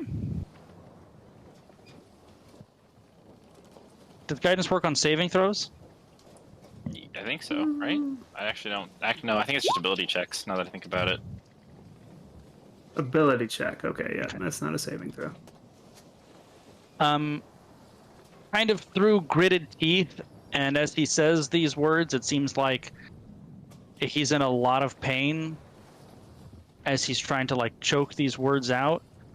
And he can only get out one word before he seems to pass out from pain again, and he says no. Interesting.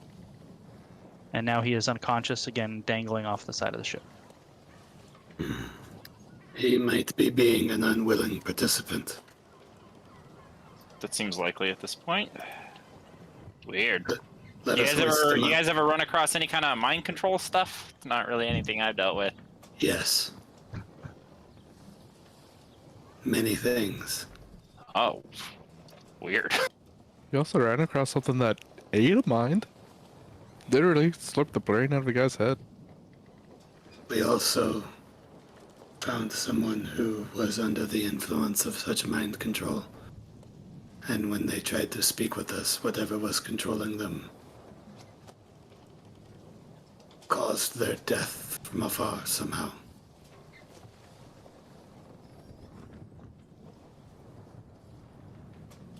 They began to bleed from their eyes, nose, ears, mouth, and then died.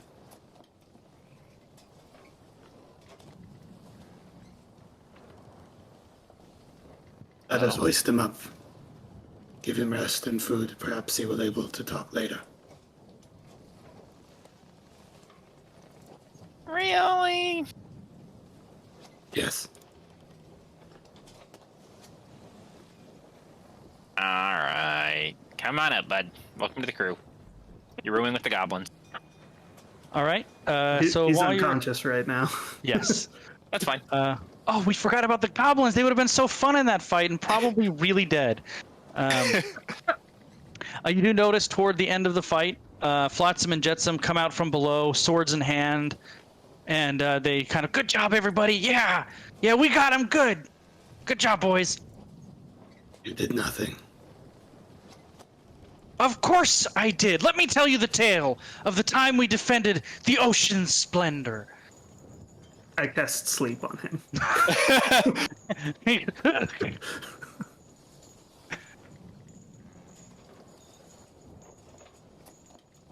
So, two important questions. Who is going on which ship? I will go on the new ship. What ship are we holding the captain on? Because I'll be on that ship. The main ship, no doubt.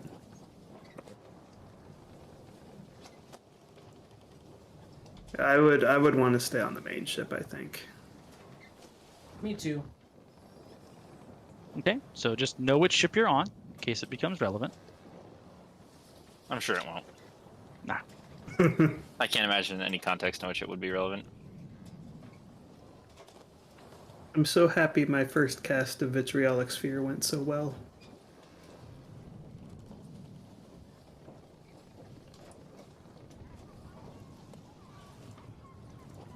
Maybe right there, actually.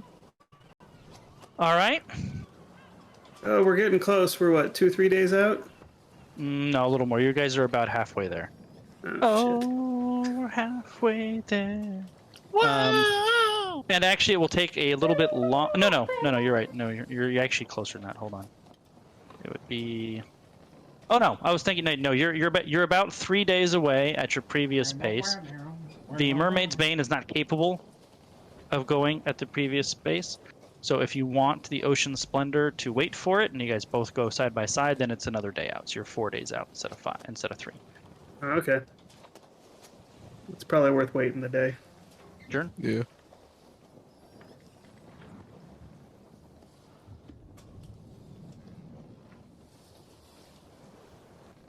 All right. So, what are you guys doing as the ships sail south? First, I'm long resting. Okay. Long rest passes uneventfully. Cool. Gonna go talk to the captain. Yeah, after he's had some rest, we'll take him some food. Keep him restrained, but feed him while he's restrained, then try to talk to him again. All right. As you guys walk in, he sits there quietly. He looks like he's been crying. I will offer him, like, I don't know, whatever kind of gruel we have. Like, Whatever Try to food you feed. have, you offer. This is crusty brand imitation gruel. 4 out of 5 orphans can't tell the difference. does he seem... He does not seem overly interested in the food. I am only trying to be polite.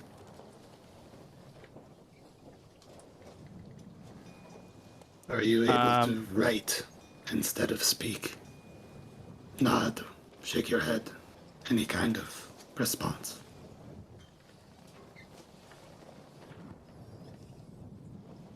He says, I can talk. If you have any compassion, though, please kill me. What makes you say this?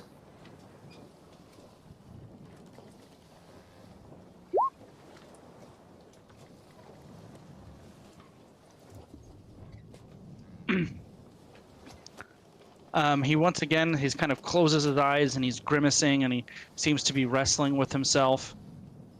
And he says, second.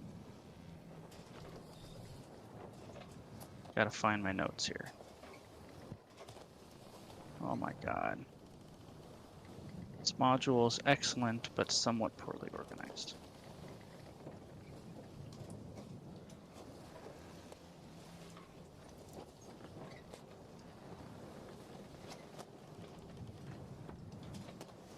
Through grimaced teeth, he says, it won't let me. Kill me first.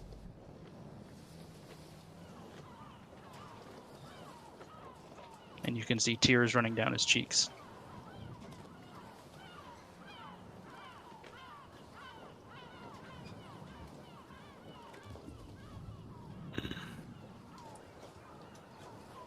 Some creature has done this to you.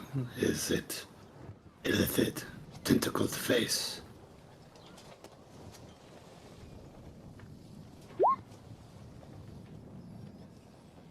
He just kind of collapses on the ground and starts like crying to himself in like a fetal position.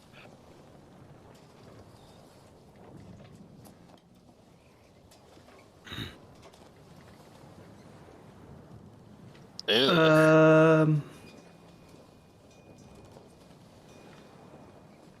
I'm going to cast Intellect Fortress on him, and then try again. I'm going to ask him the same question. Interesting. Okay, let me look something up now.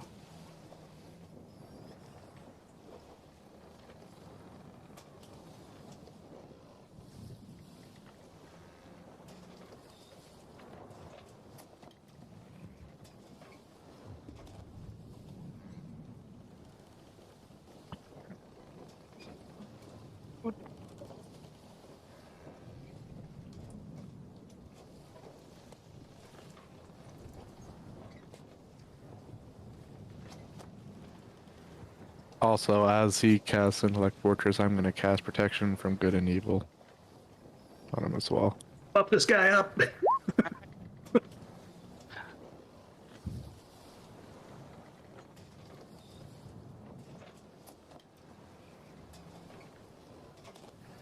All right, we're going to take 5 minutes so you guys can get something to drink or whatever, because I have to look something up in order to make sure I do this accurately. Okay. Sounds good. I will be back. I will not leave. Me either, because cat rules.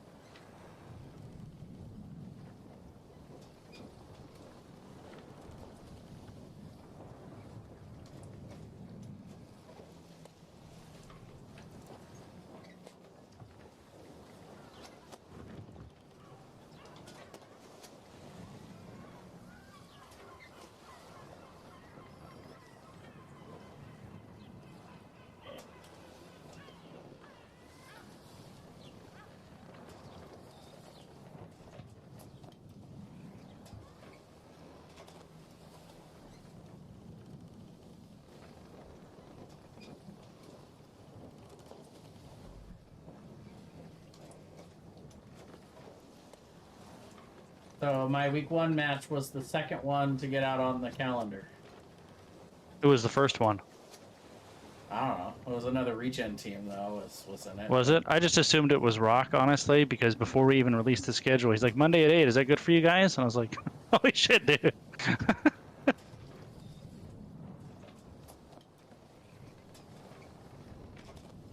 That's how you get casters. Yeah. That's what I told the other captain. I was like, look, we're the second one on the schedule. Bodes well for getting casted. Absolutely. And he's like, oh no. Who's the other team? I forgot. All right. I can look it up though real quick. It is Fountain Snipers. Oh, yeah, that's Lampico's on that team. It's a funny name considering the change. Right? Fountain Snipers. Not anymore, you're not. But it is an homage to a much A worse, bygone era. a much worse period of the game.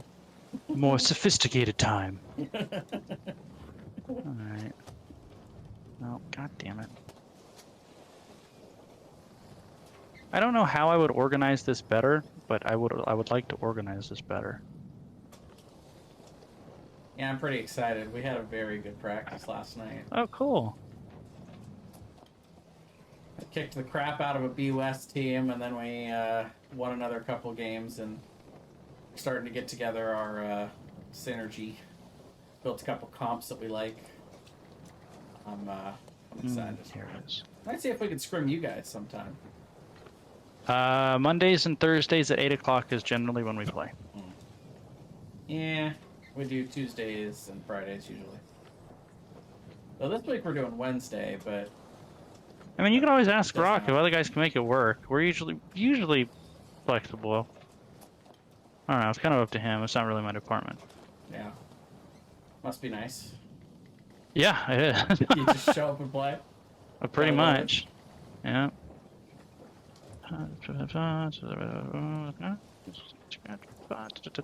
Characters.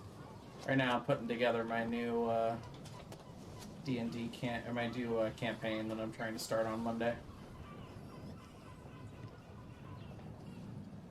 Let's see. Interesting. Okay. I think I just got the answer I need. So now I'm going to take my quick break, and then we'll be ready to go. Okay. Mm.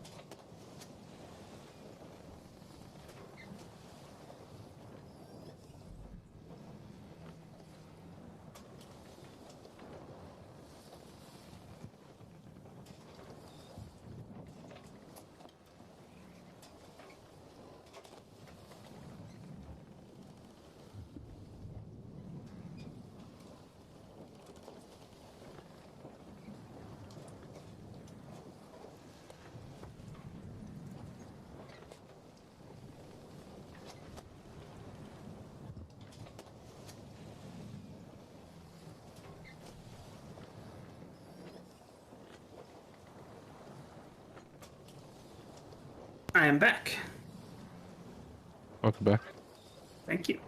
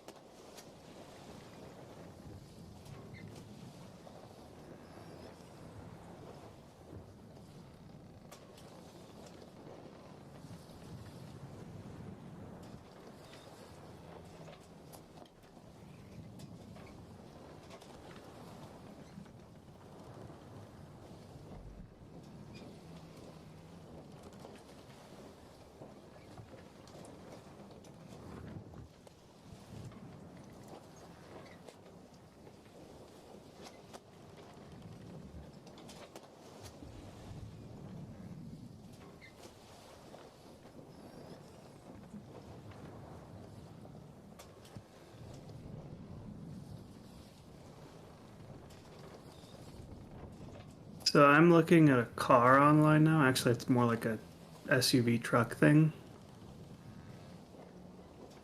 that has electromagnetic pulse protection you can buy in case your car gets hit with an EMP. I'm looking for one of those. Never too careful, you know? Those are the funniest Doomsday Preppers to me, the ones who are like, I'm getting ready for the EMP. It's like, well, typically the EMP precedes a nuke. So, I'm worried about the nuke.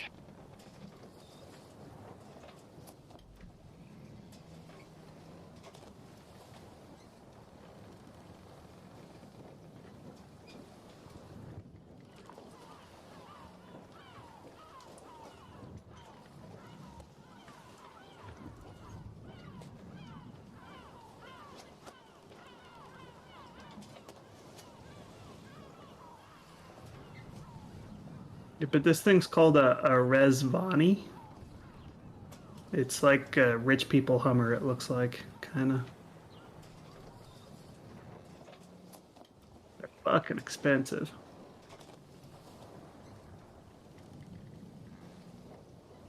Like this one would be $235,000. That's a lot. Almost looks like a tank. Yeah.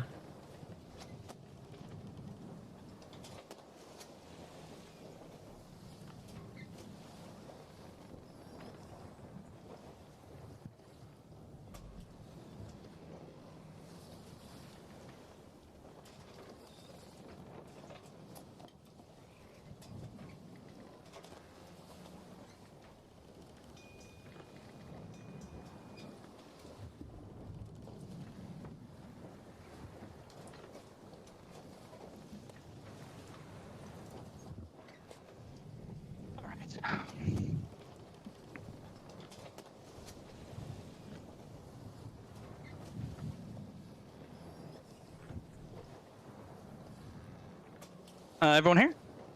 Yep. Sorry, that so. took longer so. because 8 o'clock is the kids' bedtime, so I had to go say I night-night to the think kids. so. Is Jay here? I'm here. Jay is here. We're all here. Thomas, Marcus, everyone here? I'm here. I'm here. Did we ever do anything with the shield that you guys had with the giant eyeball on it? We just have it covered. I Yeah, it's think. covered. We've got carrying it. around. We are keeping it in constant state of obscured, so it can't see. I don't know who actually is carrying it on their person. Well, Got let's it. figure that out. Who is actually carrying it on their person? I guess I am, unless it's. I think it was Baldrum, but then he died, and I don't think we ever. Reassigned it? I'm pretty Yeah. sure I. Well, we can just say I picked it up. All right.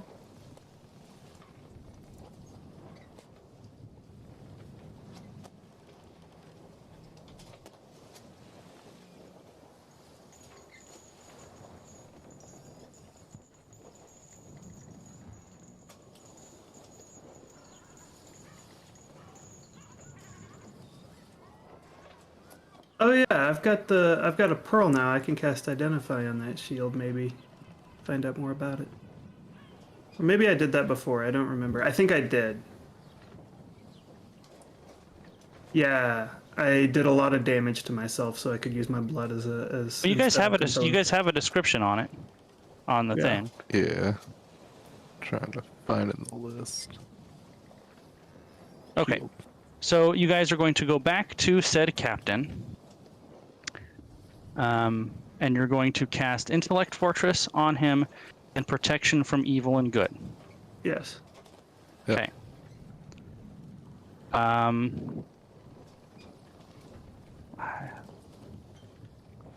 feel like The only thing is, he's been struggling again. It seems to us at least that he's been struggling against whatever Something.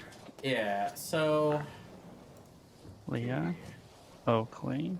do I have any idea, any insight into what he's not so much what he's struggling with, but if I were to try to boost something of his, what I might best do to help him? Well, He is making wisdom saves. Those are related to mind control type stuff. Excellent. So that seems like it'd be something. Now, Aaron's intellect fortress will give him advantage on said throws and resistance to psychic damage. Enhanced abilities for checks, so that probably won't help him. Right. And Max is going to give him protection from aberrations, celestials, elementals, fiends, and undead. So if whatever is impacting him is one of those, then that spell will help whatever he's dealing with. All right. We need to be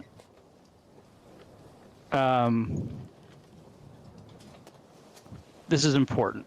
Okay. So I don't think Oakley's with us. Oakley's on the other ship, I'm pretty sure. Oakley, are you on the other ship? I'm on the other ship. All right. Oakley is not here. Where are you guys when you start doing whatever it is that you're going to do? Well, mine's a range of touch, so I'd be.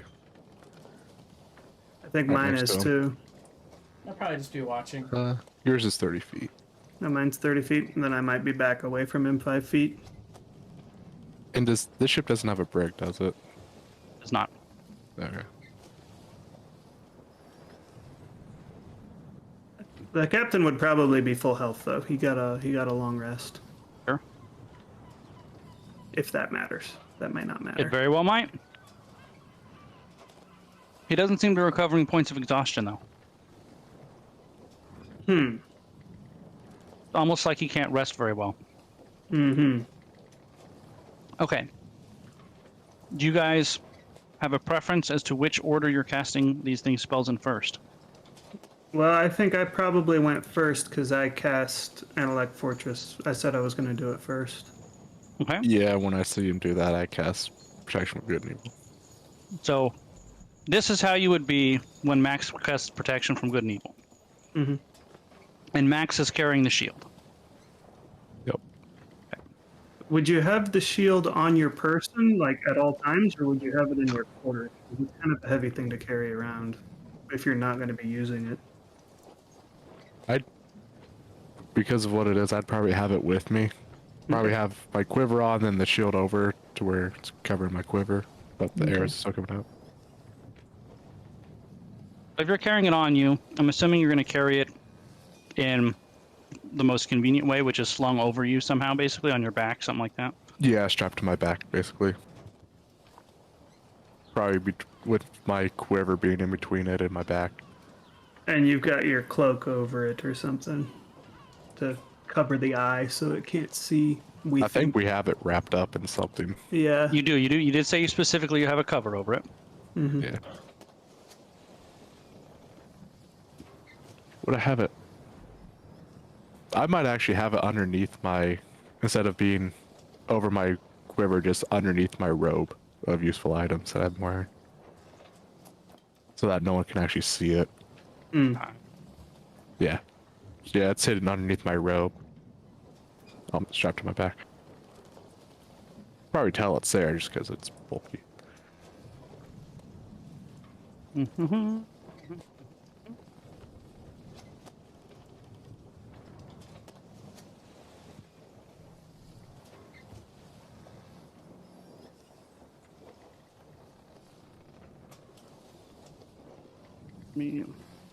need to write this down real quick. You guys threw me off with this one. I had to dig up a little bit to see how this would go. This is going to be very interesting, I think. We're making Brian work today. He's earning his paycheck. That's right. But you know what? I think this is going to be good. This is going to be fun. All right. So, hold on, Matt. One more time. Mm-hmm.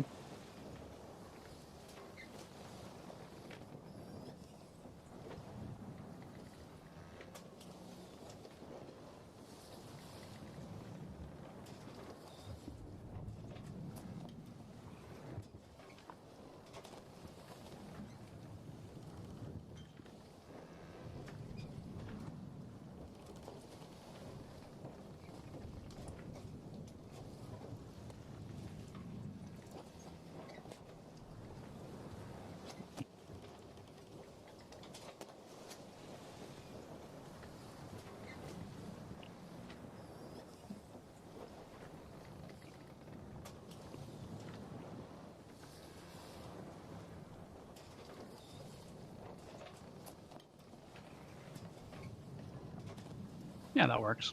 All right. This is important. I wanted to set the mood for this. All right.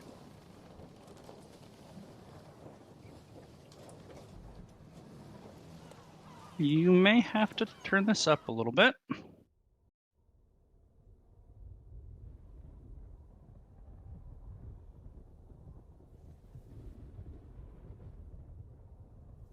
All right. So,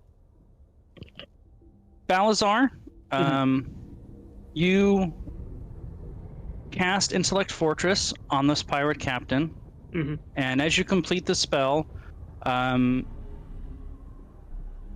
you can almost see, almost like a veil being like removed from his eyes, and you can, like, it's like somebody who had a migraine, and you just gave him like the most powerful dose of aspirin, like in an instant. You could like just see the tension and relief, like, kind of go through his whole body. And that lasts for just a few seconds before he seems to start wrestling with himself again, but it's just not to the same level as it was before. Okay. He is clearly wrestling with something, but before it felt like on a scale from 1 to 10, it was like a 13. Like it was just this really intense thing that he was dealing with, and now it feels more like a 5, if that makes sense. Oh, okay, cool.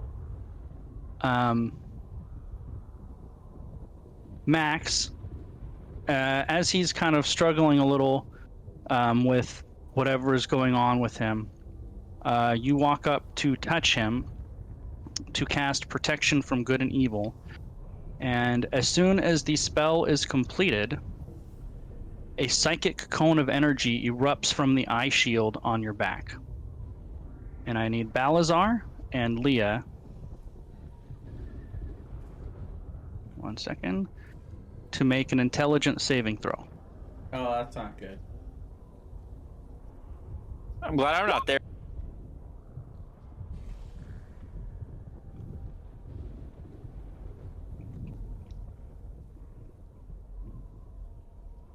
If I had advantage for some reason, but I don't. If I'd cast Intellect Fortress on myself, too. Oh, no.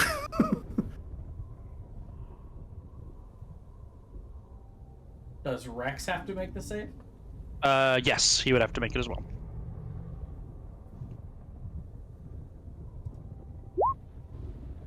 Yeah, no. All of you take, except for Max, because you're in front of the cone. Take 33 points of psychic damage, and you're stunned for 1 minute.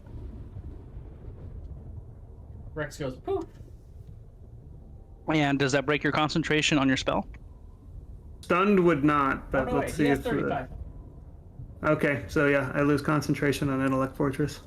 So Max, you walk up to him, you touch him, and cast your spell, and the second the spell ends, you just kind of feel this like concussive blast radiate from your back, and you hear your party companions like scream and drop to their knees. They seem to be incapable of controlling their body. And the second Balazar hits the floor, you see the pirate captain again start screaming. Your spell is still on him, though. What the hell was that? I'm yelling at the captain right now, asking him that. And let's find out if he's able to answer you. Oh no.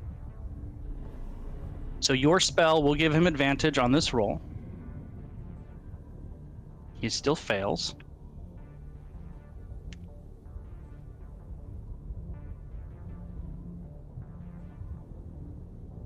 He starts bleeding profusely from the ears and screaming as he takes 39 points of psychic damage.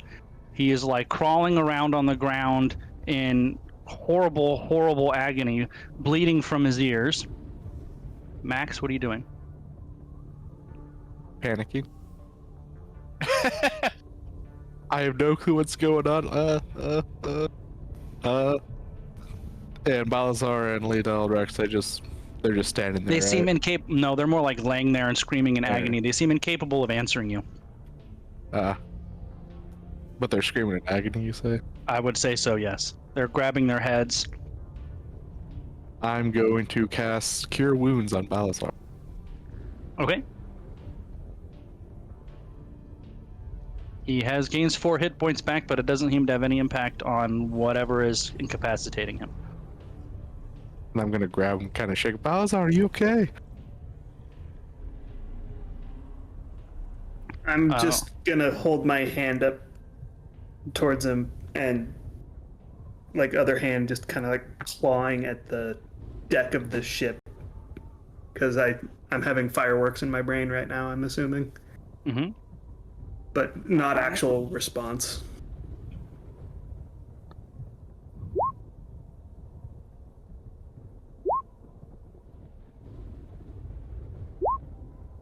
Okay.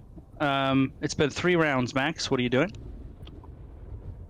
Does it seem like anyone's getting any worse right now? It doesn't seem like anybody is getting worse or better.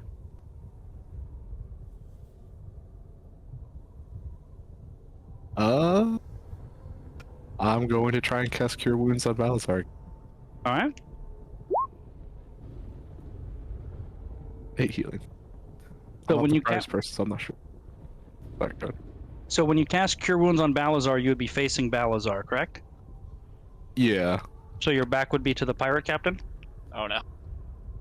I'm not sure if we'd be back. I mean, based on the way we are, I mean, he'd probably be at an angle to my back. So like within a cone of your back, would you say? Depending on how wide the cone is, yeah. What a great question. Within a cone of your back, would you say? So as you bend down to heal Balazar, you feel this pulse of energy echo through the room again. And he does have advantage on this. He fails anyway. He dead. I know that spell, by the way, Brian. He takes 33 points of psychic damage. His head basically implodes from the inside, and he collapses to the ground very, very dead. Now it's 5 rounds. I'm going to walk over here, make sure my back is not facing anyone else. It's kind of facing the side of the ship, and cast Cure Wounds on. No, he is like. His head's imploded. He's done. Yeah, let me check. Let me check the massive damage rules. He has enough hit points to where maybe he's not. Let's find out. Let's do it by the book. Going by player standards, then yeah, he should be okay. He's got to be at negative what his positive would be. Negative, yeah. So yeah, negative he is took total hit points. 33 points of damage. That would have put him at negative 28, which is not massive damage actually.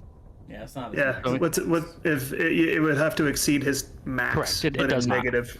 It does not. So he is not dead, but he is. He's not dead yet. 9 points of healing on him.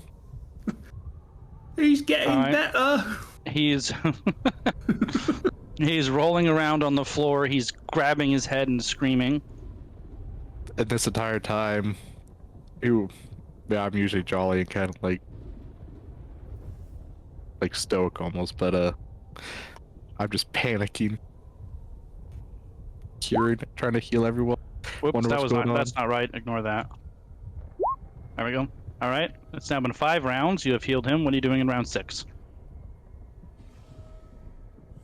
I am panicking with my back up against the wall still. Just trying to make sure that that nothing else blasts out the back and hits me. Are you like over here, like sitting on these boxes with your back against the wall? Not sitting, but just kind of like standing there looking at everyone with my back facing the wall. Okay. I'd take off the shield, except I'm afraid that when I was taking it off, it would be facing you guys and go up. Mm-hmm. All right. Turn 7. What are you doing? Panicking a little more. Turn 8. What do I do? Still just standing there, kind of Turn like 9. struck. At this point in time, Oakley's going to be enjoying a nice snack on the other ship. I shoot an arrow at Oakley somehow. I'm just gonna. I'm starting to calm down a little bit. Turn 10. All right, it's now round 11. Balazar and Leah and Rex are no longer stunned. Okay. Balazar? I'm fine. That blast hit him too. I think it's coming from the shield. So I Yes. facing the wall, making it face the wall. The captain are says you through okay? gritted teeth, "Kill me! Kill me!" I am going to cast Intellect Fortress again, this time at a 4th level spell slot, targeting the captain and Max. Because I can All right. target 2 people if I use a 4th level spell slot. Once again, when you cast it for just a couple seconds, he seems like he's free, and then it's like imagine like he's being held with like a super tight rope, or like the little leashes that have the buttons. It's like for a half a second it lets go of the button that allows him to run, and then catches him again. So it's like giving him more leash, but if that makes sense. Yeah. That weirdly makes a lot of sense. Good visual. And he kind of looks at you, and he seems confused, appreciative, desperate, all of the above. I am then, if I... Sorry, also, it just dawned on me. Is your spell concentration max, and how long does it last? Up to 10 minutes, and you haven't taken damage, so that one's still up. Okay. Yep. Carry on. I will now try to cast Dispel Magic on the captain, targeting mind control effects or psychic effects. Post Dispel Magic up there. Choose one creature, object, or magical effect within range. Creature, object. So, creature, object, or magical effect within range. For any So you spell choose a through the creature. end. That does seem like a magical effect. So you could choose the creature, but that would also dispel your guys' spells on him. There's no object, obviously. So I would say to target a magical effect, I would think Any spell at 3rd level or lower on the target ends. For each spell at 4th level or higher, they make an ability check. the dispel magic doesn't seem to have any effect.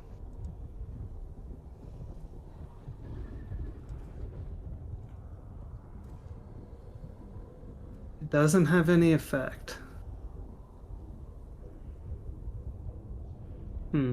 He doesn't even get to roll for a higher than 3rd level spell. Doesn't seem to have any effect. Okay. Oof, interesting. Then I will sit down and ritually cast Detect Magic. And I'm going to have, I'm going to tell Max before I do it. Are you able to cast your protection spell again? Yeah. I'm able to. Before yours ends, do it carefully. Face the shield away. Yeah, I'm gonna make sure that the shield is nowhere near me. And I'm actually gonna send Rex upstairs to start a short rest up there. One quick second. In fact, I think I'm probably gonna take a short rest. I'm just kind of stepping away a little bit. That shit sucked. I'm going to take a nap. No, I'm just sitting over here and watching. Not watching, in the direction of the shield. It's fair. Okay.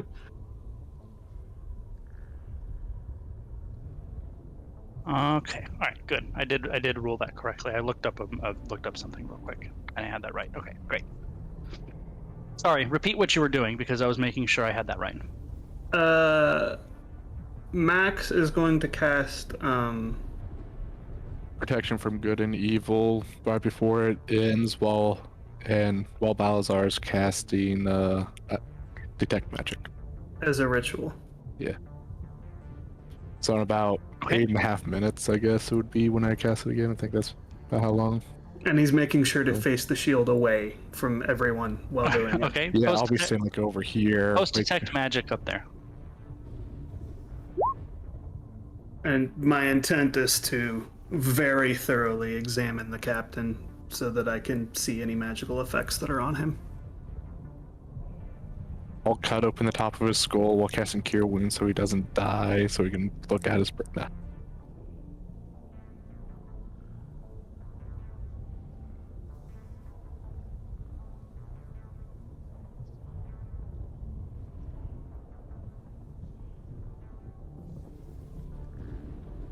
Oakley has finished his snack.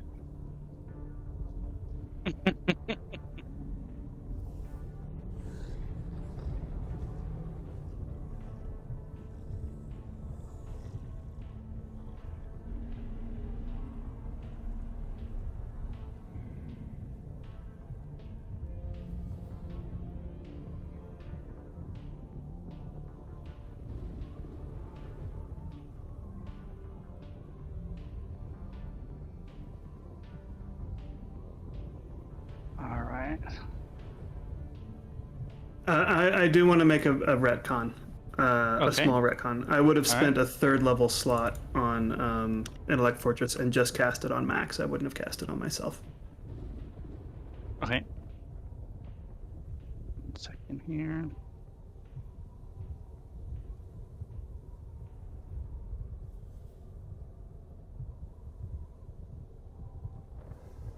Or no, the captain. I would have just cast it on the captain, not the Okay. captain and Max. Sorry,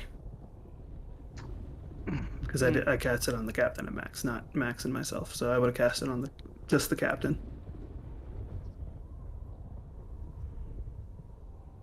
Oh, I'm not smart anymore. It doesn't make you smarter.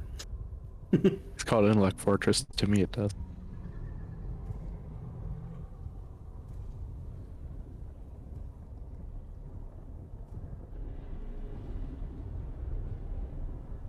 Mm. Oh, that's it.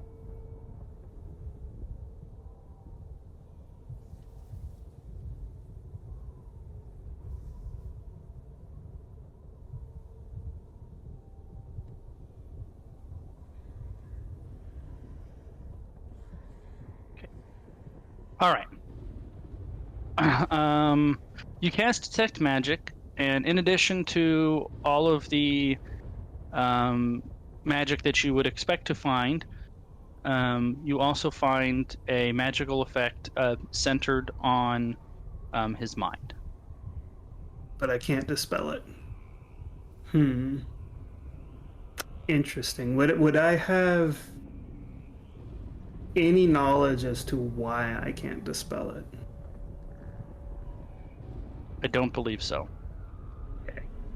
Then I have one more thing I'm going to try with this Do we guy. know the school? Yeah, I imagine it probably doesn't have a school, but I would know the school. If It's not It may- enchantment, but similar to. okay. I think is probably a good way to say that. All right. Here's my last thing I'm going to try. I am going to cast Odaluke's Resilient Sphere on him. Ooh, that's a interesting idea. Nothing, So- not physical objects, energy, or spell effects can pass through the barrier in or out. A creature in the sphere can breathe the air. Creatures in magic. It's a magic hamster ball.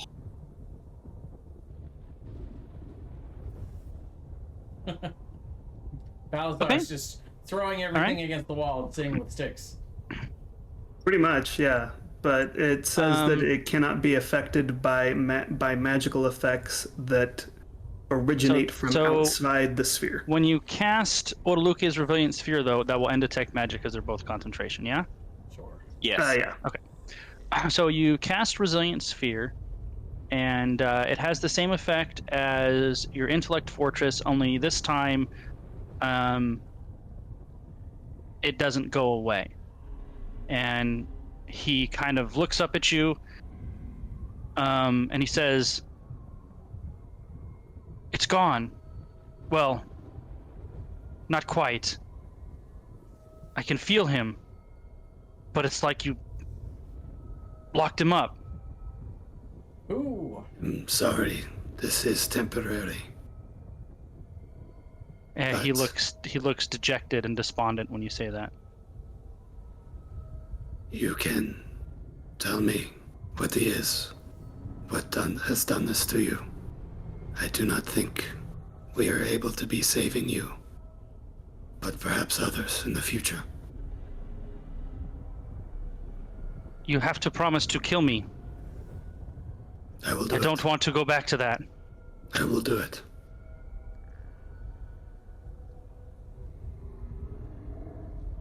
the Sea King summoned me to his chambers, and he had me stare at a shield on a wall. It had an eye that seemed to move on its own, and I could feel something penetrating my mind. And then it was like I was no longer in control of myself anymore. I could see, but I could not have any impact on my own decisions, my own body, my crew, anything. I was a prisoner in my own mind. Seeking, you say? He's the ruler of the Black Armada. Where does he originate? Where does he come from? I don't know. He is human. What a great question.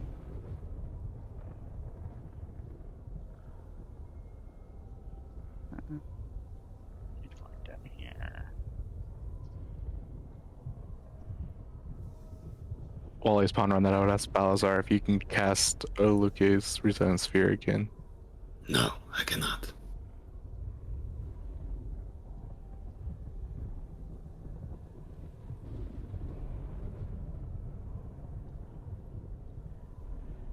Let me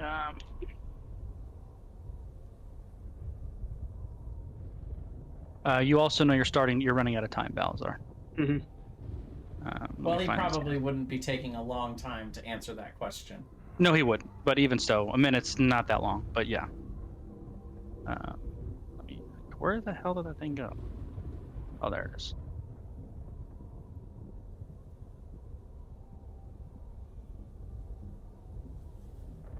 Come on.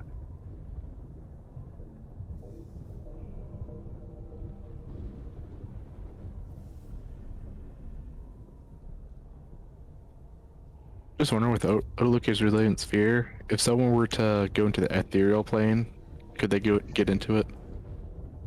No, because magical effects can't pass through it. Right. The only way to ethereal, get in, being in the ethereal plane isn't necessarily a magical effect.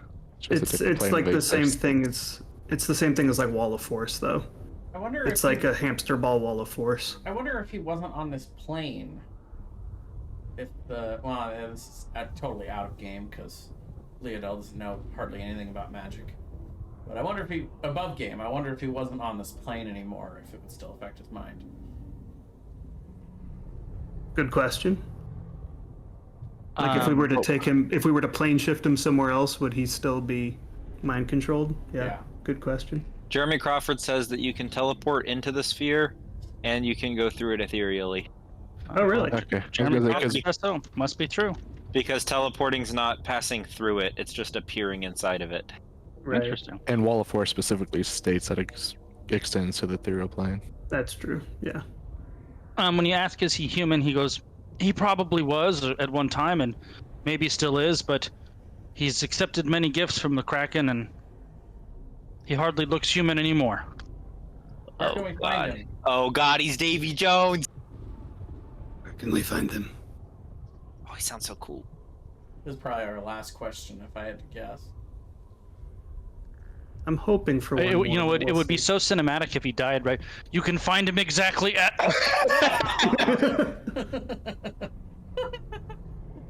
Hold on. I will cast Cure Wounds on him, bring him back, and wait till Balazar can cast Oluke's Resonance Sphere again. We'd have to keep. We'd have to somehow keep this guy alive for 8 hours to talk with him again for 1 minute. It does seem kind of torturous. doesn't Constant struggle. Heal it more. Heal it more. Get me more potions. it? His head keeps exploding. Clear. Exactly. All right. I will have the answer to your question in 1 second. Okay. If I have time for one more question. You don't know. We'll find out in a minute. Okay. Let me I already answer know what this it's gonna one. be.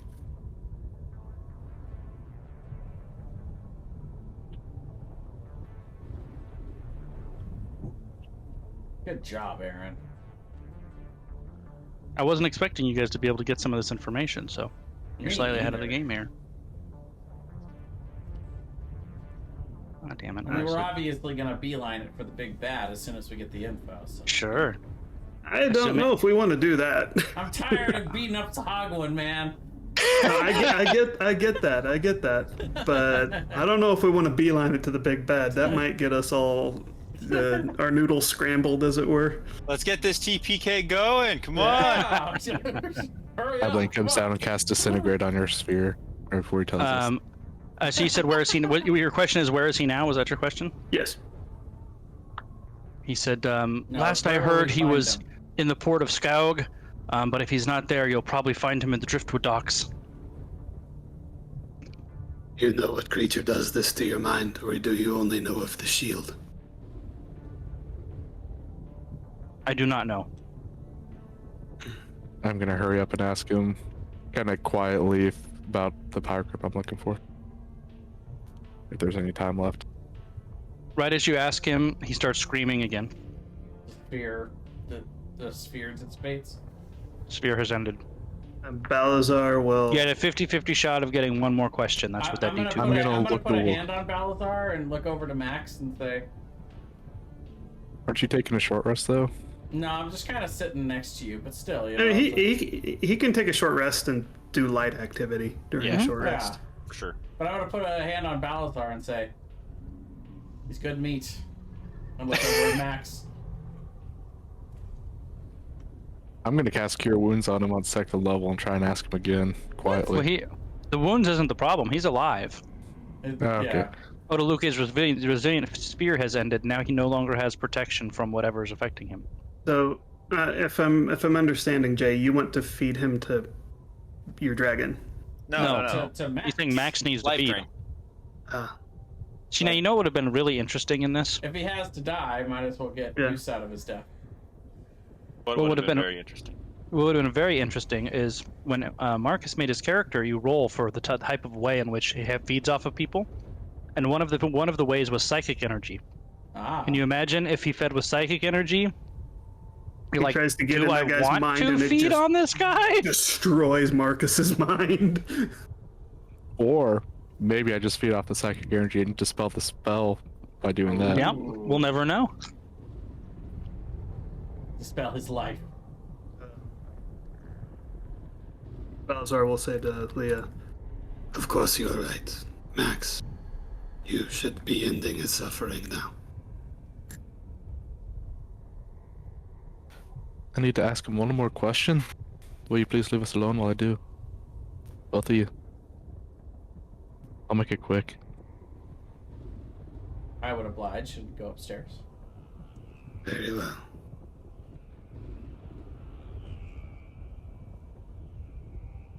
You want to go in super secret chat, Max or Marcus? Sure. Jay will pull you in there, and then just keep an eye out for when we pull you back. Yep. My headphones are coming off.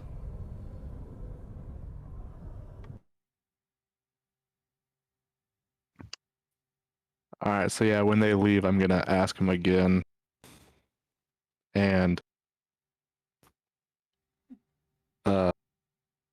if he does take more psychic damage, I am going to try and cure wounds him. If he's still not able to answer, I will start trying to torture him to get information. When you ask him the question, he says, "You promised to kill me." That wasn't me who promised. That was Balazar. And we never said we'd do it right away. Answer my questions and I will. I don't know anything about those specific pirates. I've never heard of them, but Skaug, the Driftwood docks, I'm sure you can find information on them there. Kill me, please. He doesn't seem to have any resistance answering those questions. Alright, can I do an insight check just to make sure? And then make them sure. Seems honest. Alright then. I will kill you. I'm gonna take an arrow and stab him right as I life drain him. All right. And we'll go back.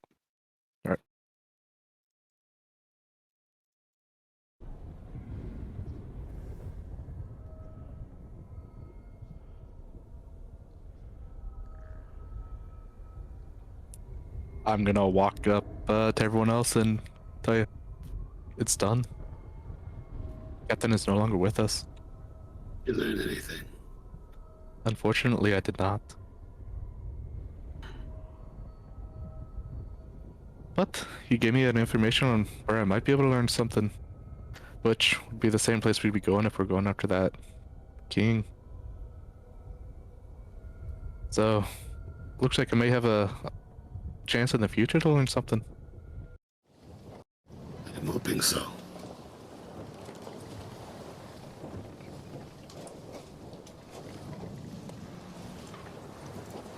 Is Jay Anyways, back with us? Made it look like a stabbing, just in case. Shall we throw him overboard? Should be giving him proper burial. And Can we ask whatever- Abilene about any of this, if she might know anything about the creature that, or whatever it was that was controlling his mind? I am not trusting her that much. Yeah, fair enough.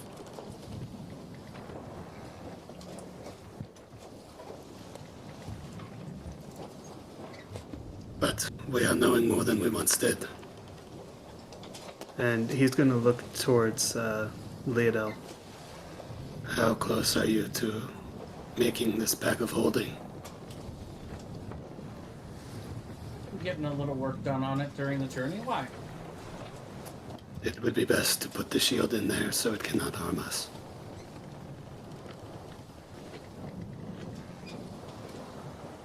Say it's about half done. Good.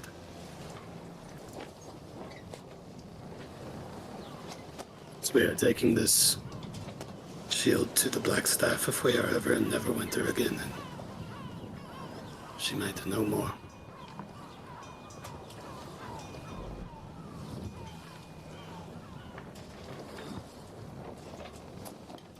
Well, we can safely assume that it's connected in some way to the king, and maybe the Kraken as well. Since does it happen when I touched him? The burst of energy. I would assume it's all connected to them. So at least we do know more about the shield now.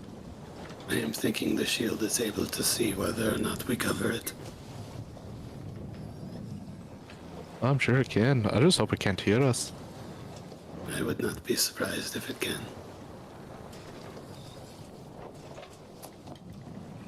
I'll pull out the shield and have a staring contest. No, do not. Oh, come on, you're no You think fun. you're tough, you fucking shield? Hey, Oakley, look at this. You are hearing the captain. It is what took over his mind. Yeah, don't worry. I'll make sure it stays covered up, and make sure I'm trying to stay behind all you guys whenever we're traveling now too, just so that doesn't happen again.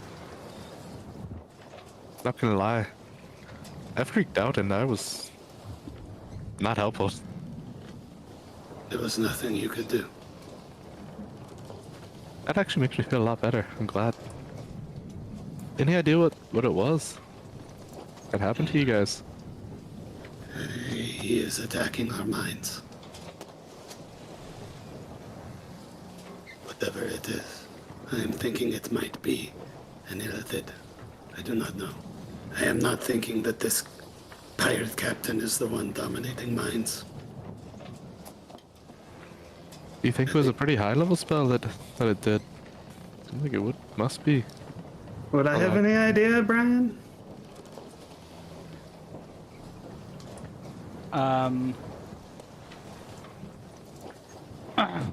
So Dispel Magic works on spells, not necessarily effects that are spell-like. Not that. The psychic blast, the cone of mindfuckery that hit all of us. Or was it? Would I have You any guys- idea when you what guys- level of spell that might have been? It's been a hot minute, but when you guys were in Gundarloon and you went down below and chased that Ithalid down there, he mind blasted you, right? Yeah. Yeah. Okay. It was very, very similar to that, but more potent. Yeah, so it's melted mind blast. Okay. Yeah. But more powerful than the one you experienced in Gundarloon. Well, the guy in Gunderlin was bitch made. The guy was weak, as far as illithids go. Bitch made. Don't talk shit. Brian's gonna send us a stronger Illithid. He's already gonna. Brian's like, oh, that one was too easy for you. It only killed one of you, I see. No, I Don't- mean, for our level, it was appropriate. But as far as illithids go, that was a weak illithid. Don't worry, because Don't I'm insult carrying the Drum's memory like that. because I'm carrying the shield. I'm just gonna turn into an illithid and kill y'all. That's okay. Yeah, Baldrum got killed by that bitch made Illithid. Yeah. Well, you guys actually had two up there. You had it when the little kid turned into an Ithilid. That's true, yeah. But he was a freshie. Rest in peace, buddy. Rest in Alright, peace. so- Forget your name. Is the Ocean Splendor and the Mermaid's Bane, are they traveling together so they're slowing down a little bit? Yeah. Yeah. And I suggest that we don't tell Oakley any of this. Balazar and Leodel, she's here. Read for now.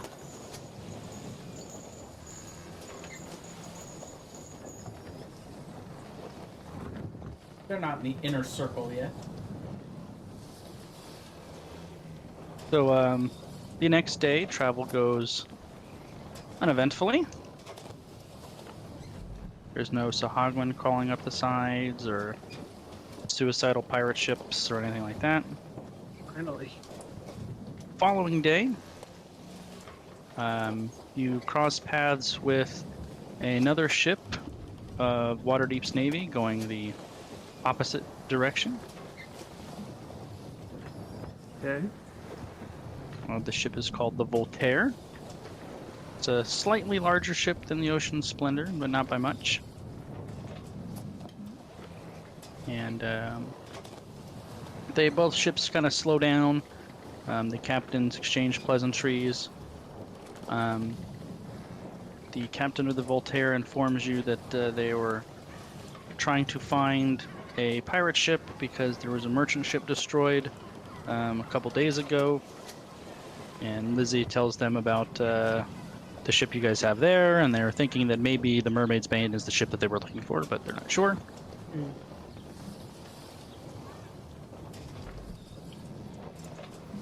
At some point, Oakley would go over to the boys and be like, "So, how'd your chat with the captain go?" I didn't get any of the information I needed. Well, you want to read his journal? Pull out his journal. I ended up taking his quarters on the other boat, so this was just in there. Ah, sure. I'll just grab it out of his hands. Oakley would like pull it away as he reaches for it and be like, "Oh, well, I want to know what happened to him." I want to see if he can pull it away before I grab it. Guys make opposed dexterity checks, I suppose. I'm not very dexterous. I am, but I'm gonna lose because of it. Seems pretty good. Told you. Yep. Yep. He is being tormented in the mind by some creature and wished to die, so we granted him death.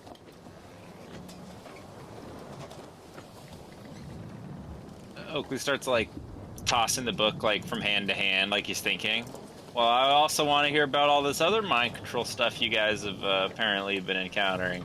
While it's midair between the tosses, I will cast Mage Hand, pluck it out of the air, and bring it over to my hands. As you guys are doing that, Jetsam walks over. And he's like, "That's some crazy stuff, you guys! Mind-controlled pirate captains, suicidal Sahagwin. I Man, can't this is sleep gonna on make such a great story." He's asleep again. Hit him with sleep. Hit him with sleep. I cast sleep on him. Did he really? Yeah. Ugh. Shut up. You're not a part of this. Flotsam walks over. He goes, "Man, I think there might be something wrong with him. He keeps passing out." And he drags him off to his quarters. It's been a long journey.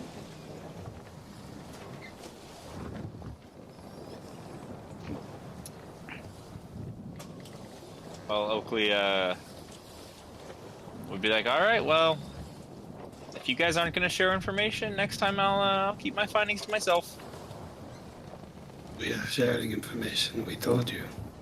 No, What do you're you not. wanna You know? just took the book from me. What do you want to know? You guys seem to know a lot about what's going on here. I'm just curious. I want to know what's going on. I want to know about all of it. I will begin telling him our tale of our journey from beginning to end. Are you doing it Jetsam style? No. I don't think I could do it Jetsam style. Here, I let's will see. not. I will not try to stop Jay. I will let him do it.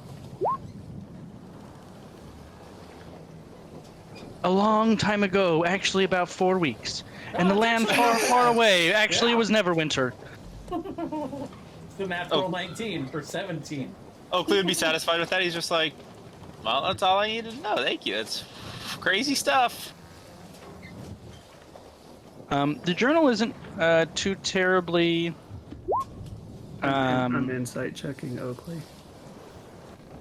I want to know if he's giving off the vibe that he has plans to do anything with this information or share it with anyone.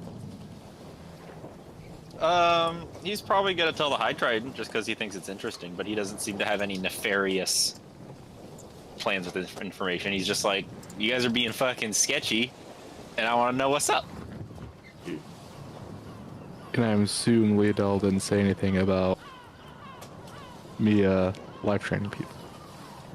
Of course I would. No, she told everything. Everyone. In the journal, there's nothing crazy. It's like a captain's log mostly. Captain Claw. Yeah. There is the things that you guys notice are the last couple entries are what's important to you guys. Which was basically the last entry was about 3 months ago, so it's been like 3 months since he's written anything in there.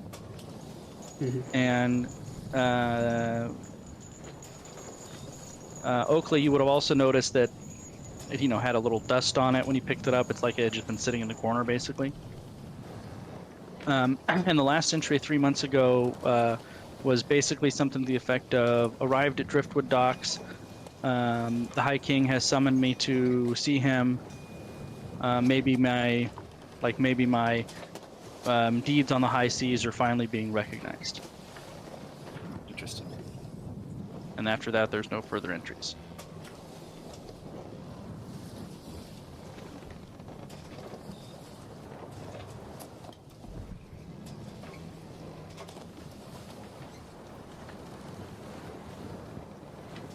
Interesting. Next day, you guys pass by what looks like wreckage of a ship. Probably that merchant ship. Probably. And now you've reached the point where the High Trident asks you guys to continue going south to go to the Cloakwood. Or you could not do that and go into Baldur's Gate. Or you could send one ship to Baldur's Gate and one ship to the Cloakwood. So we would continue doing what she asked us to do, right? We could send the ship that we captured to Baldur's Gate if we wanted to. Maybe with any injured crewmen that Yeah. haven't recovered. Sure. Do you have any instructions for them to what to do with the ship? We'll be back for it. Yeah. I mean, wait, Raylan's not a part of this, but Raylan would be like, you hear Raylan's voice in your head saying, we want that ship. Keep the ship in the harbor. We will decide what to do with it. Okay. So the Mermaid's Bane splits off from you guys heading to Baldur's Gate. We're also going to need to rename it. Mermaid's Bane is too piratey. Ocean Splendor continues south into the Cloakwood. Leodell's like, I don't know why, but I like the name Mermaid's Bane.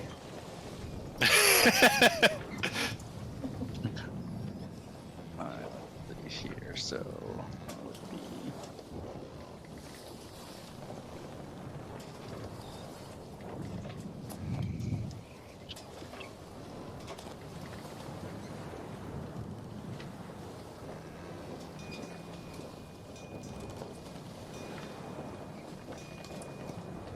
We need to name it like the Brain Squid Killer Device. That's not at all subtle. We're not a very subtle group. We got like a weird energy vampire monster, Raylan, who is a different kind of monster. She could be subtle if she wanted to. She just doesn't care. She's a monster in the metaphorical sense.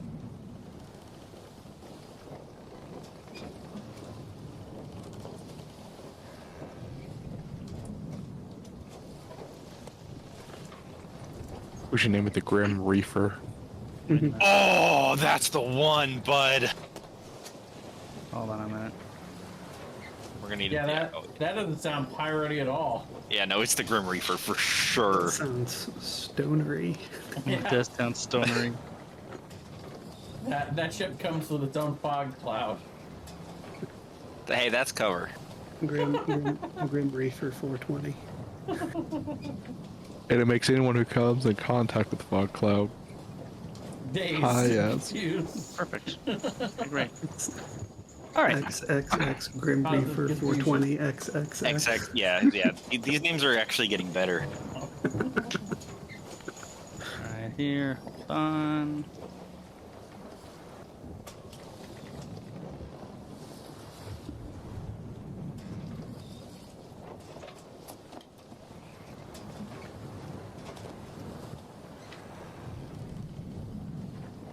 Yeah, I've got a name for it. XXX Poop Deck Smasher 420 XXX. So the Ocean Splendor, mostly patched up. You know, they were on the Repairs ocean at sea. repairs. It Yeah, needs a repairs dry at sea. dock. Right. Yeah. So it doesn't quite need a dry dock, but it does need more proper repairs. But it's fine for And a now. port. Yeah. It only took really the one big hit. Pulls up, anchors just offshore of the Cloakwood. The Cloakwood is an ancient, incredibly thick, some places swampy forest. It kind of has a reputation for monsters and fey folk and all the kinds of things that are going to keep normal, sensible people out of it. Seems like a great place to hold a secretive meeting of some kind of order. So the Dread High Trident says there is a cove in the Cloakwood where the meeting takes place. She just needs you to escort her to the cove. Then she will pay you. Only members of the order, of which you're all welcome to join should you want to, are welcome to attend the meeting, and that is where we will part ways.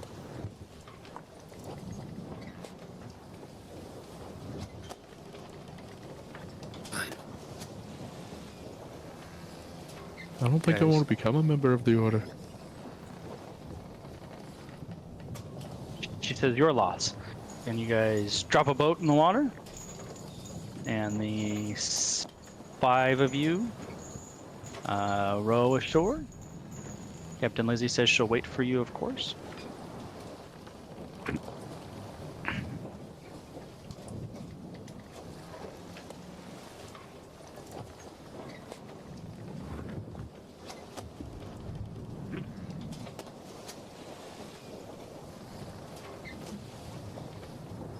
And 1 second.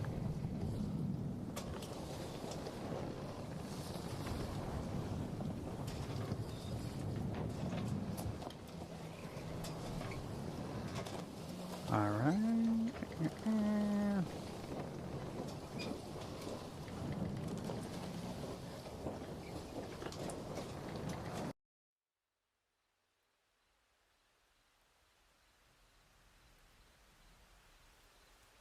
So the rowboat beaches itself ashore, and the 5 of you, with the Dread High Trident leading the way, enter the ancient forest of the Cloakwood, with the high canopies blocking out most of the sunlight, making it this kind of twilight effect with small, almost firefly-like creatures moving around. The ground is almost swampy in some places, soft in others.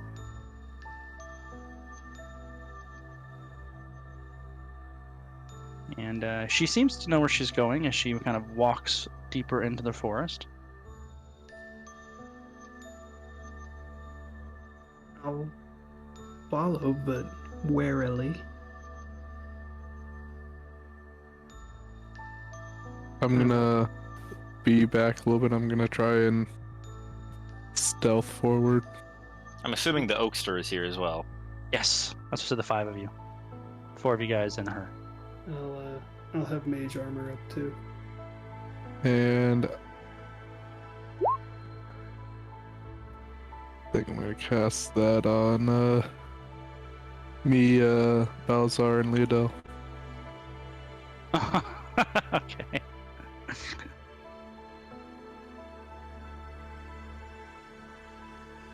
So, did you say you're out in front, Max? I'm out behind, kind of trying to Oh, stay off to okay. the side and stuff, kind of sneaking that way. If something So what- happens, I'm off to the side. What is the marching order? Oakley would be probably next to the High Trident. All right. We've I'm gotten a lost. long rest in by this point, right? Yeah. Oh, yeah. You guys have been on the ship for a few days. You guys How should many be fully how many covered. days more since we had the big ship fight? 4, Okay. or this would be the 4th, so 3.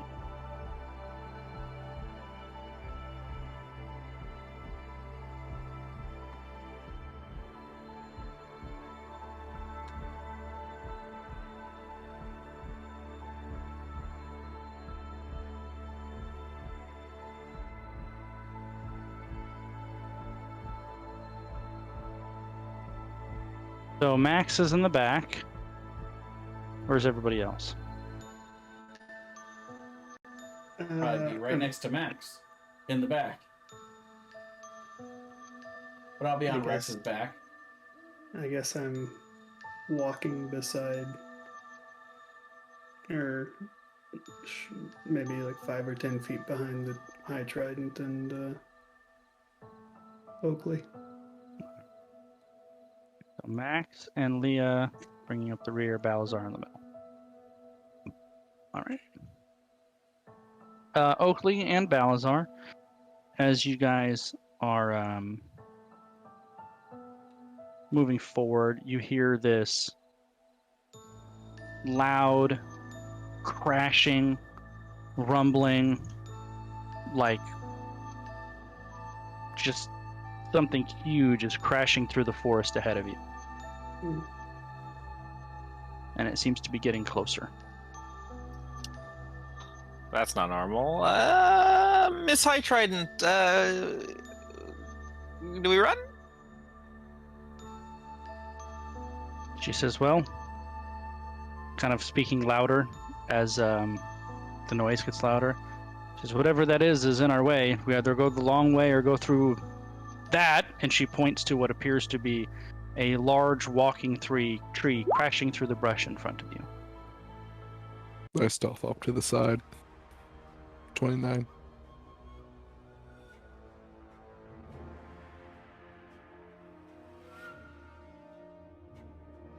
Oops. There we go. Have our body roll initiative.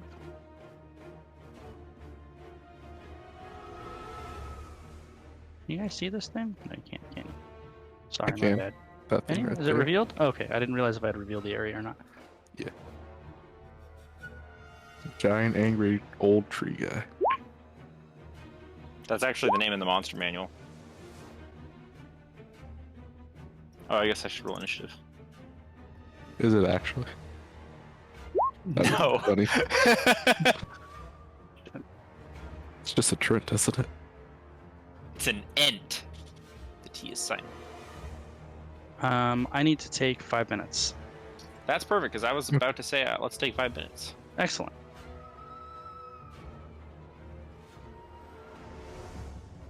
Doesn't look like Balazar or Oakley have healed all the way up. I have. It's the aura is bugged. Weird. Move yourself back and forth real quick. Uh-huh. There we go.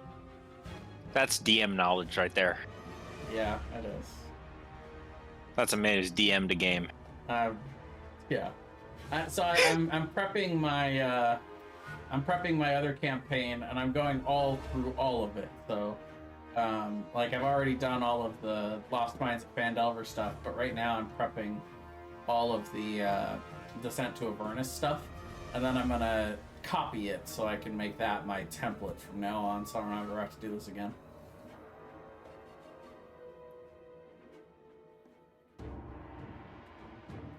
But Jay, prepping is half the fun. Well, I mean, I'll still have to prep No, it's it. not.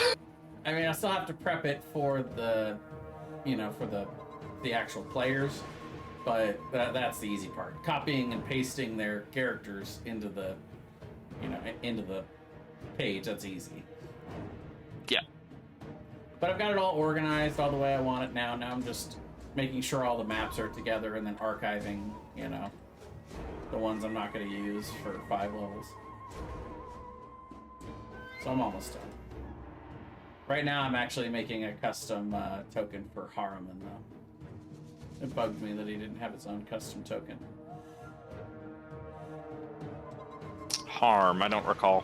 Haruman, he's the he's the guy that he's the Narzagon on Haruman's Hill. Oh, that's right. Yeah. He doesn't have his own token. That I don't really like. The Harmon's Hill encounter is just kind of weird. I made some small edits to it. It's written very strange.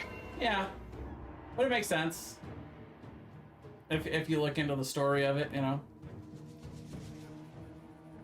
I just thought that I was like, whoever wrote this just didn't double check that it just doesn't read very smoothly. No, I mean it made sense to me. He was one of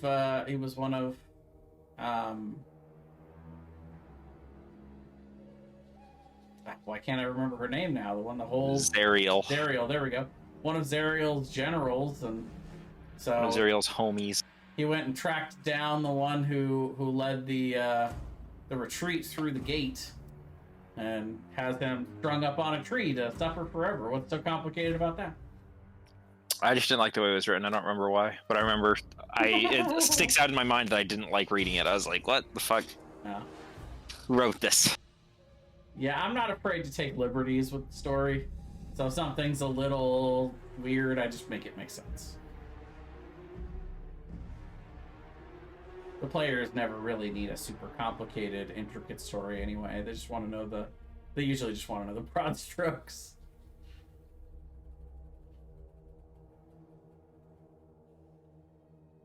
Basically, the whole Haruman's thing is just a hook to get Lulu kidnapped by a hell wasp. Anyway, Yeah. That's where it's kind of poorly written a little bit, but I also think it's it's a good it's a good introduction into Avernus. It's a good little how are we gonna get started? Welcome Where are we to gonna hell. go look first? It gets them traveling around and dealing with the river Styx and all of that. It's good for a few sessions. And it forces them to fight at Nerzagon where they might not otherwise, which these things are badass. Challenge rating 13. They deal just so much damage. They also have the healing once per day. They heal for 100. My group was real quiet after that happened. It was so funny. They were like, I'm sorry, you said it healed what now?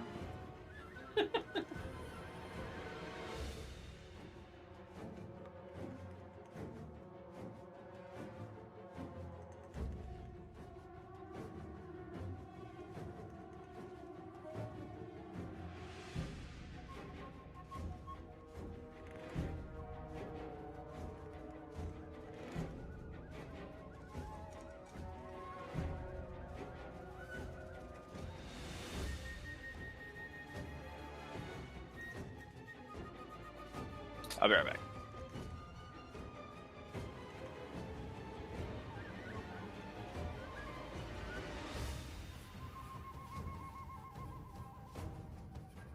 What do you guys think of my super special token?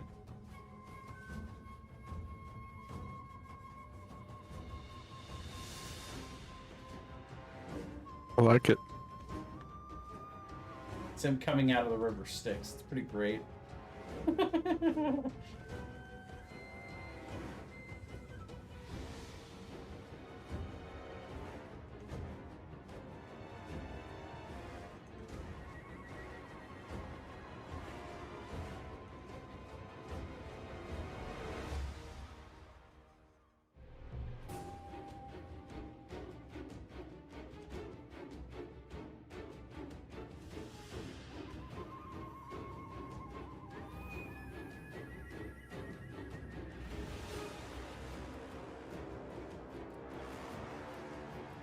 This sounds like music from Total War Warhammer. I'm pretty sure it is, actually. Yes, this is battle music from Total War Warhammer. Yeah. I'm like, I've definitely been shooting something with a plague catapult while listening to this music before.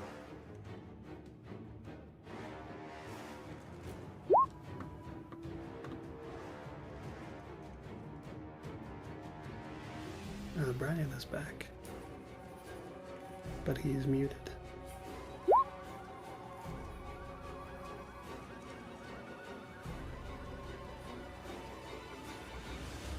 Is he still muted? I mean, he's not muted in Discord, it just, we can't hear him. Right.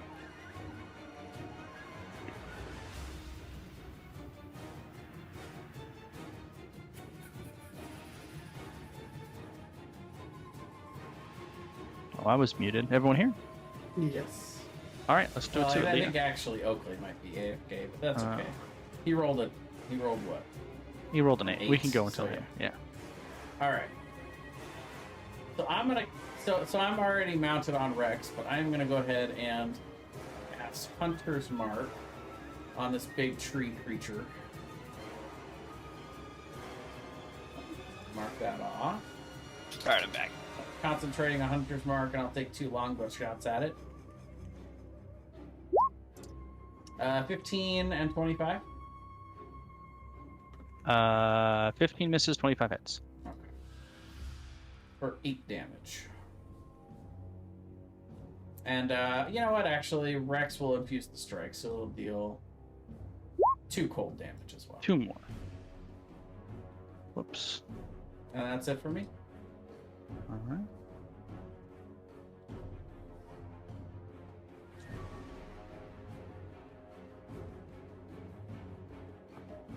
One second. You notice the arrows don't seem to do as much damage as you would think they would. Ah, damn it. I guess technically Next. this doesn't count as a magical longbow.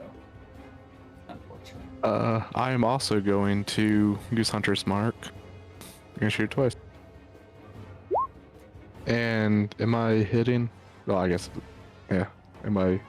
Was I able to stealth? Do our ancestral first hit it. weapons count as magical? They are, and actually I'm looking up something now. So one of the things you can get is this for ranged weapon. It's not required for the counts as magical ammo. I didn't know if that would. So actually, because it's still piercing damage, so it has resistance to piercing weapons. If it's magical, does that overdo that? Piercing? Is it piercing? Yeah, I didn't for think so. non-magical weapons? Is that what it reads? or No, it's just piercing damage. all piercing. Okay, Just fair piercing enough. damage, yeah. That would include magical piercing. That's what I thought. Okay, sorry. Max, Do I have an advantage from being in stealth? you would for the first attack, yes. I said that, but not the second one. Correct, because you were revealed once you fired. Alright, so both those missed then. Balazar. And I would also move up. I will cast Firebolt. Ooh. Oops. Does a 20 hit? 20 does hit. How does... And its it does not fire- like fire damage. It really, really doesn't like that. Good. I thought it might not. Is that it for you? That is it for me.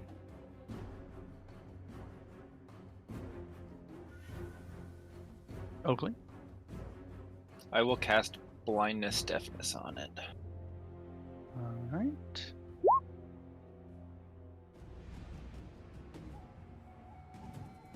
It is a. Is it blinded or deafened? Blind for sure. Blind for sure. Okay. And what is the save? Blinded DC by 14 your con. glee. Oh my god. He's blind. It's a +5 and he failed.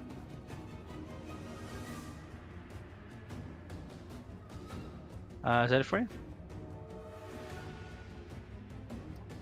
And I will move behind this tree. The Dread High Trident will back up. That tree. Oh, and I would yell, "All right, he can't see!" So that everyone actually knows he's blind. She will cast Call Lightning.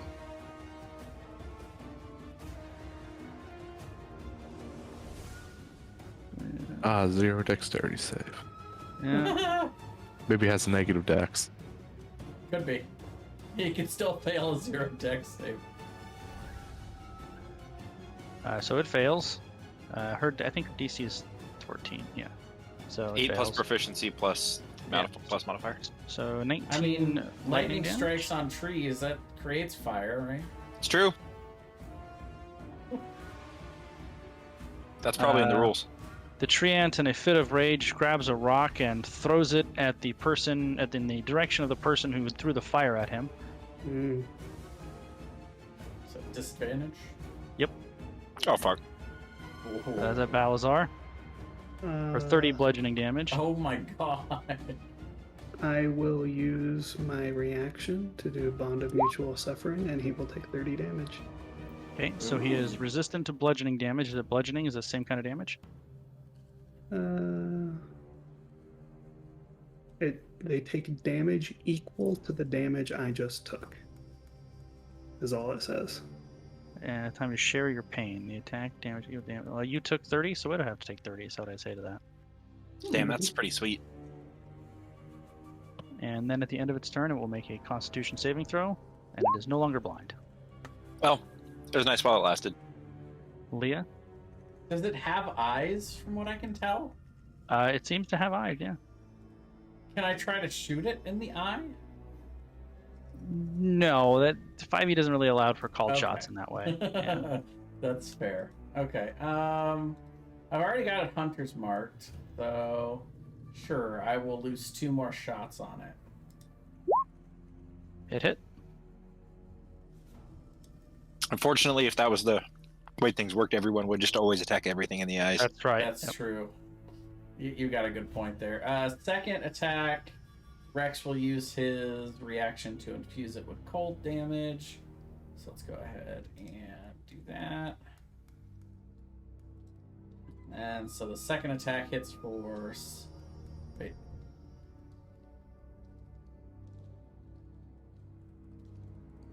Oh, that's it and the Hunter's Mark. Yeah, so it's actually, the cold damage is only 3. So Okay. it was 9 piercing and 3 cold damage. I I don't know why. I got that didn't actually. Yeah, split it. I got that right. Yep. Okay. And that's it for me. Max. Take us that forward. I'm going to use Planar Warrior and shoot him twice.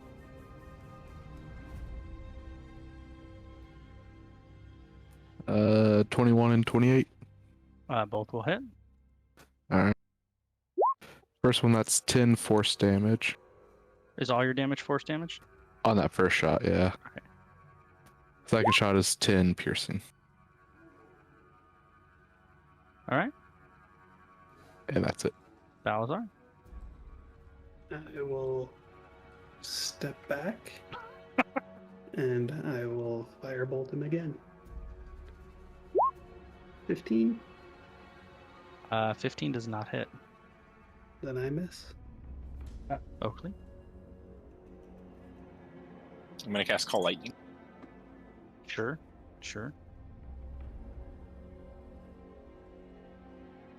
He fails.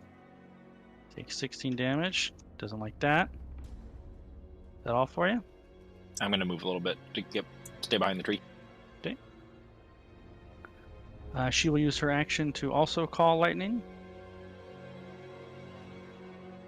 Their spell is still up.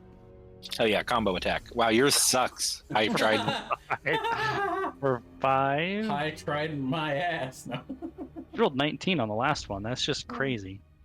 Yeah. I'm going to use my reaction to point at Oakley. 131. Ooh. He's over there.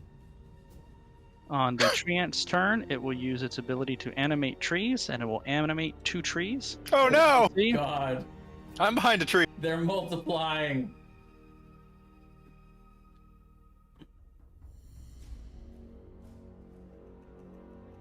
Oh no.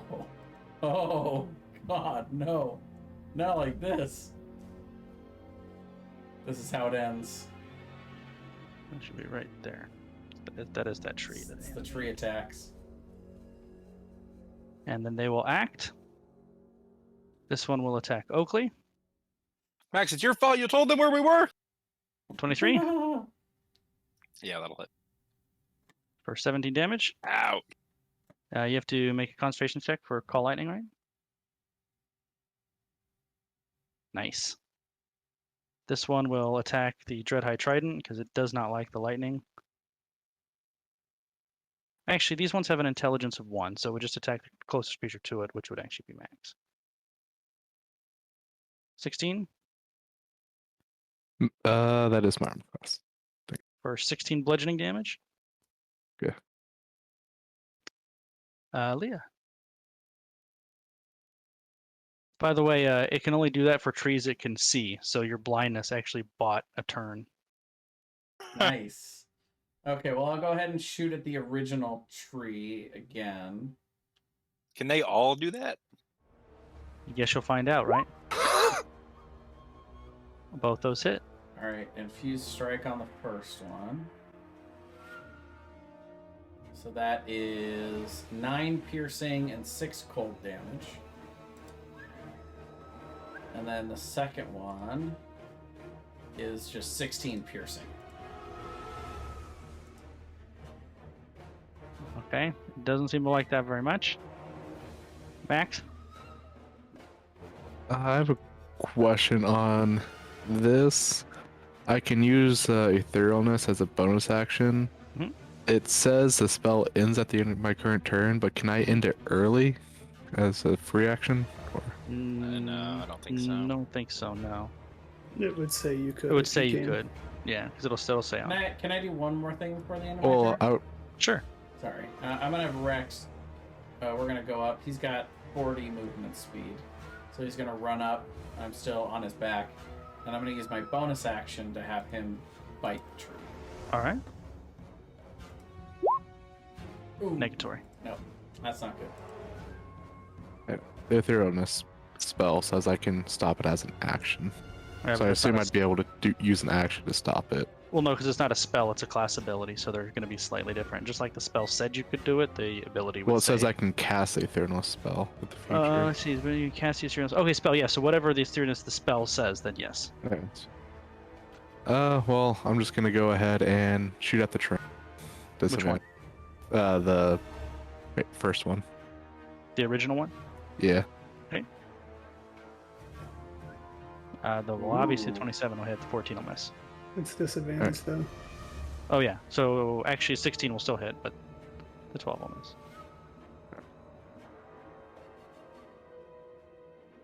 Why was it a disadvantage? Because he's in melee. Oh. I'm in melee or something. I figured. So that would be 14 piercing damage. And then I will bonus cast Ethereal. All right, so then you're casting Etherealness to get away to not be smashed, by the way. Basically. Pretty much, yeah. Wait. Balzar? Trying to think. I'm actually gonna move up here. Ooh, nice. 14 damage. That's on this guy. On the Which OG. one? The OG one? Yeah. He crashes to the ground on Flambe. And as he does, you see the feet of the other one start to root into the ground. Oakley?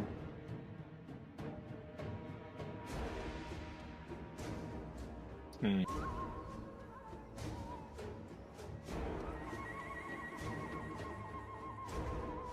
I'm gonna call lightning both of these guys. Oh, right in the middle. All right. Yeah, it's all creatures within 5 feet of a point I choose. They're disadvantaged because they're partially rooted, so they both fail. Okay, Nice. they'll take 15 damage. All right. She will move just I'm out of range. gonna move too. All right. You can take an opportunity attack to do so. Yep. Nope. I don't think that hits you, right? You have a higher armor class than that. Yeah, it's 18. You duck as a giant arm goes over your head. They don't seem to be able to chase you guys. They seem to be rooted in place now. I don't like that. I don't like that. So I'm running away. Should we destroy them just so nothing else gets ambushed if they come through here? Yeah, destroy them. All right, I'm just gonna start loosing shots. All right. So basically, if you guys just stand out of their arm range, you'll eventually murder them. Okay. Oh, it's because we killed this one. Yep. Mm-hmm. Got it. Can I inspect the corpses? Is there anything special about the tree, the wood? Make it a like nature check. Enchanted or I will begin taking a short rest. 17? That's not bad for Leodell. As best she can tell, it just seems like regular wood. This creature happens to be made of wood. Okay. It is hardwood. You could probably make armor or shields out of it, but it doesn't have any magical properties.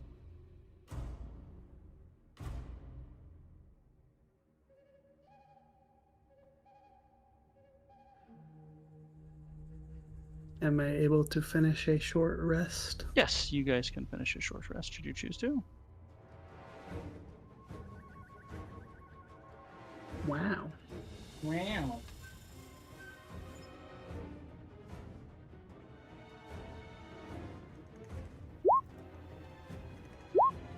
Hold on.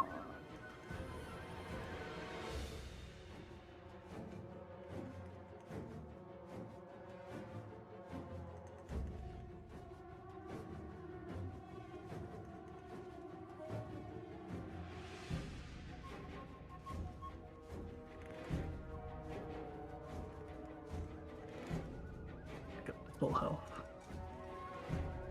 And I'll go ahead and use Arcane Recovery to regain a first level spell slot.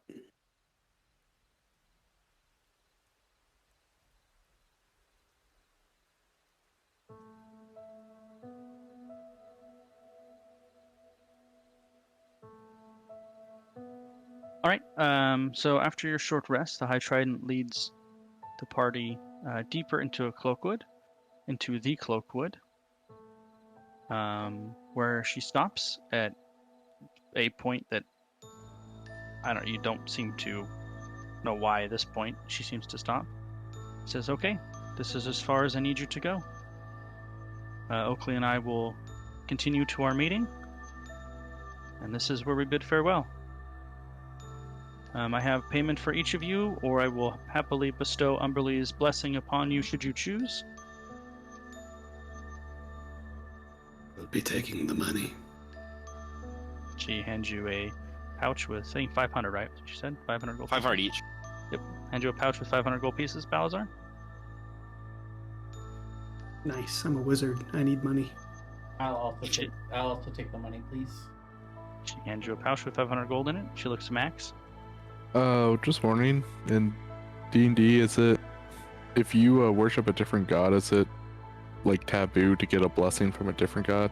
No, not necessarily. Depends on the god. It It does depend on a god, but like a regular person, they will pray to Shantia when the harvest comes around, and then the winter comes around, they'll pray to the other god that they don't get frozen over in the winter, and then if they take a trip to the sea, they'll pray to Umberlee, right? You just pay homage to the particular god of the occasion, even if you favor one god over the other for whatever reason.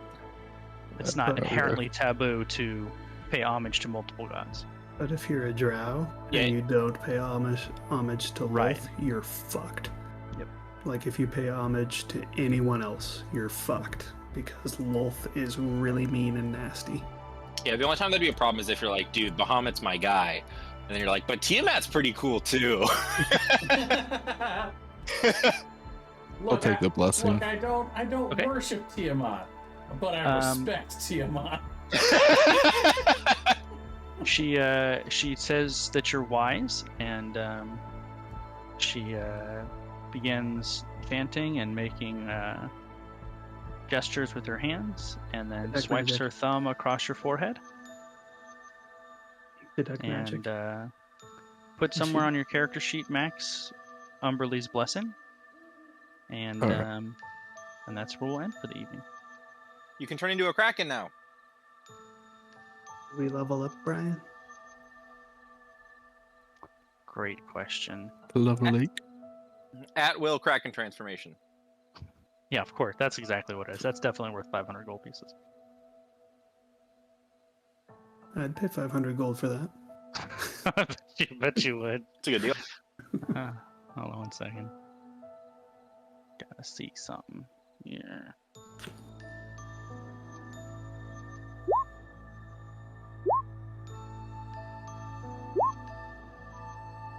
Come on. There we go.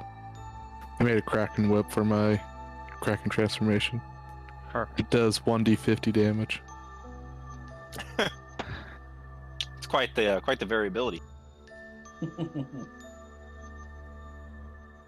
Well, I'll make it less variability, 3d50.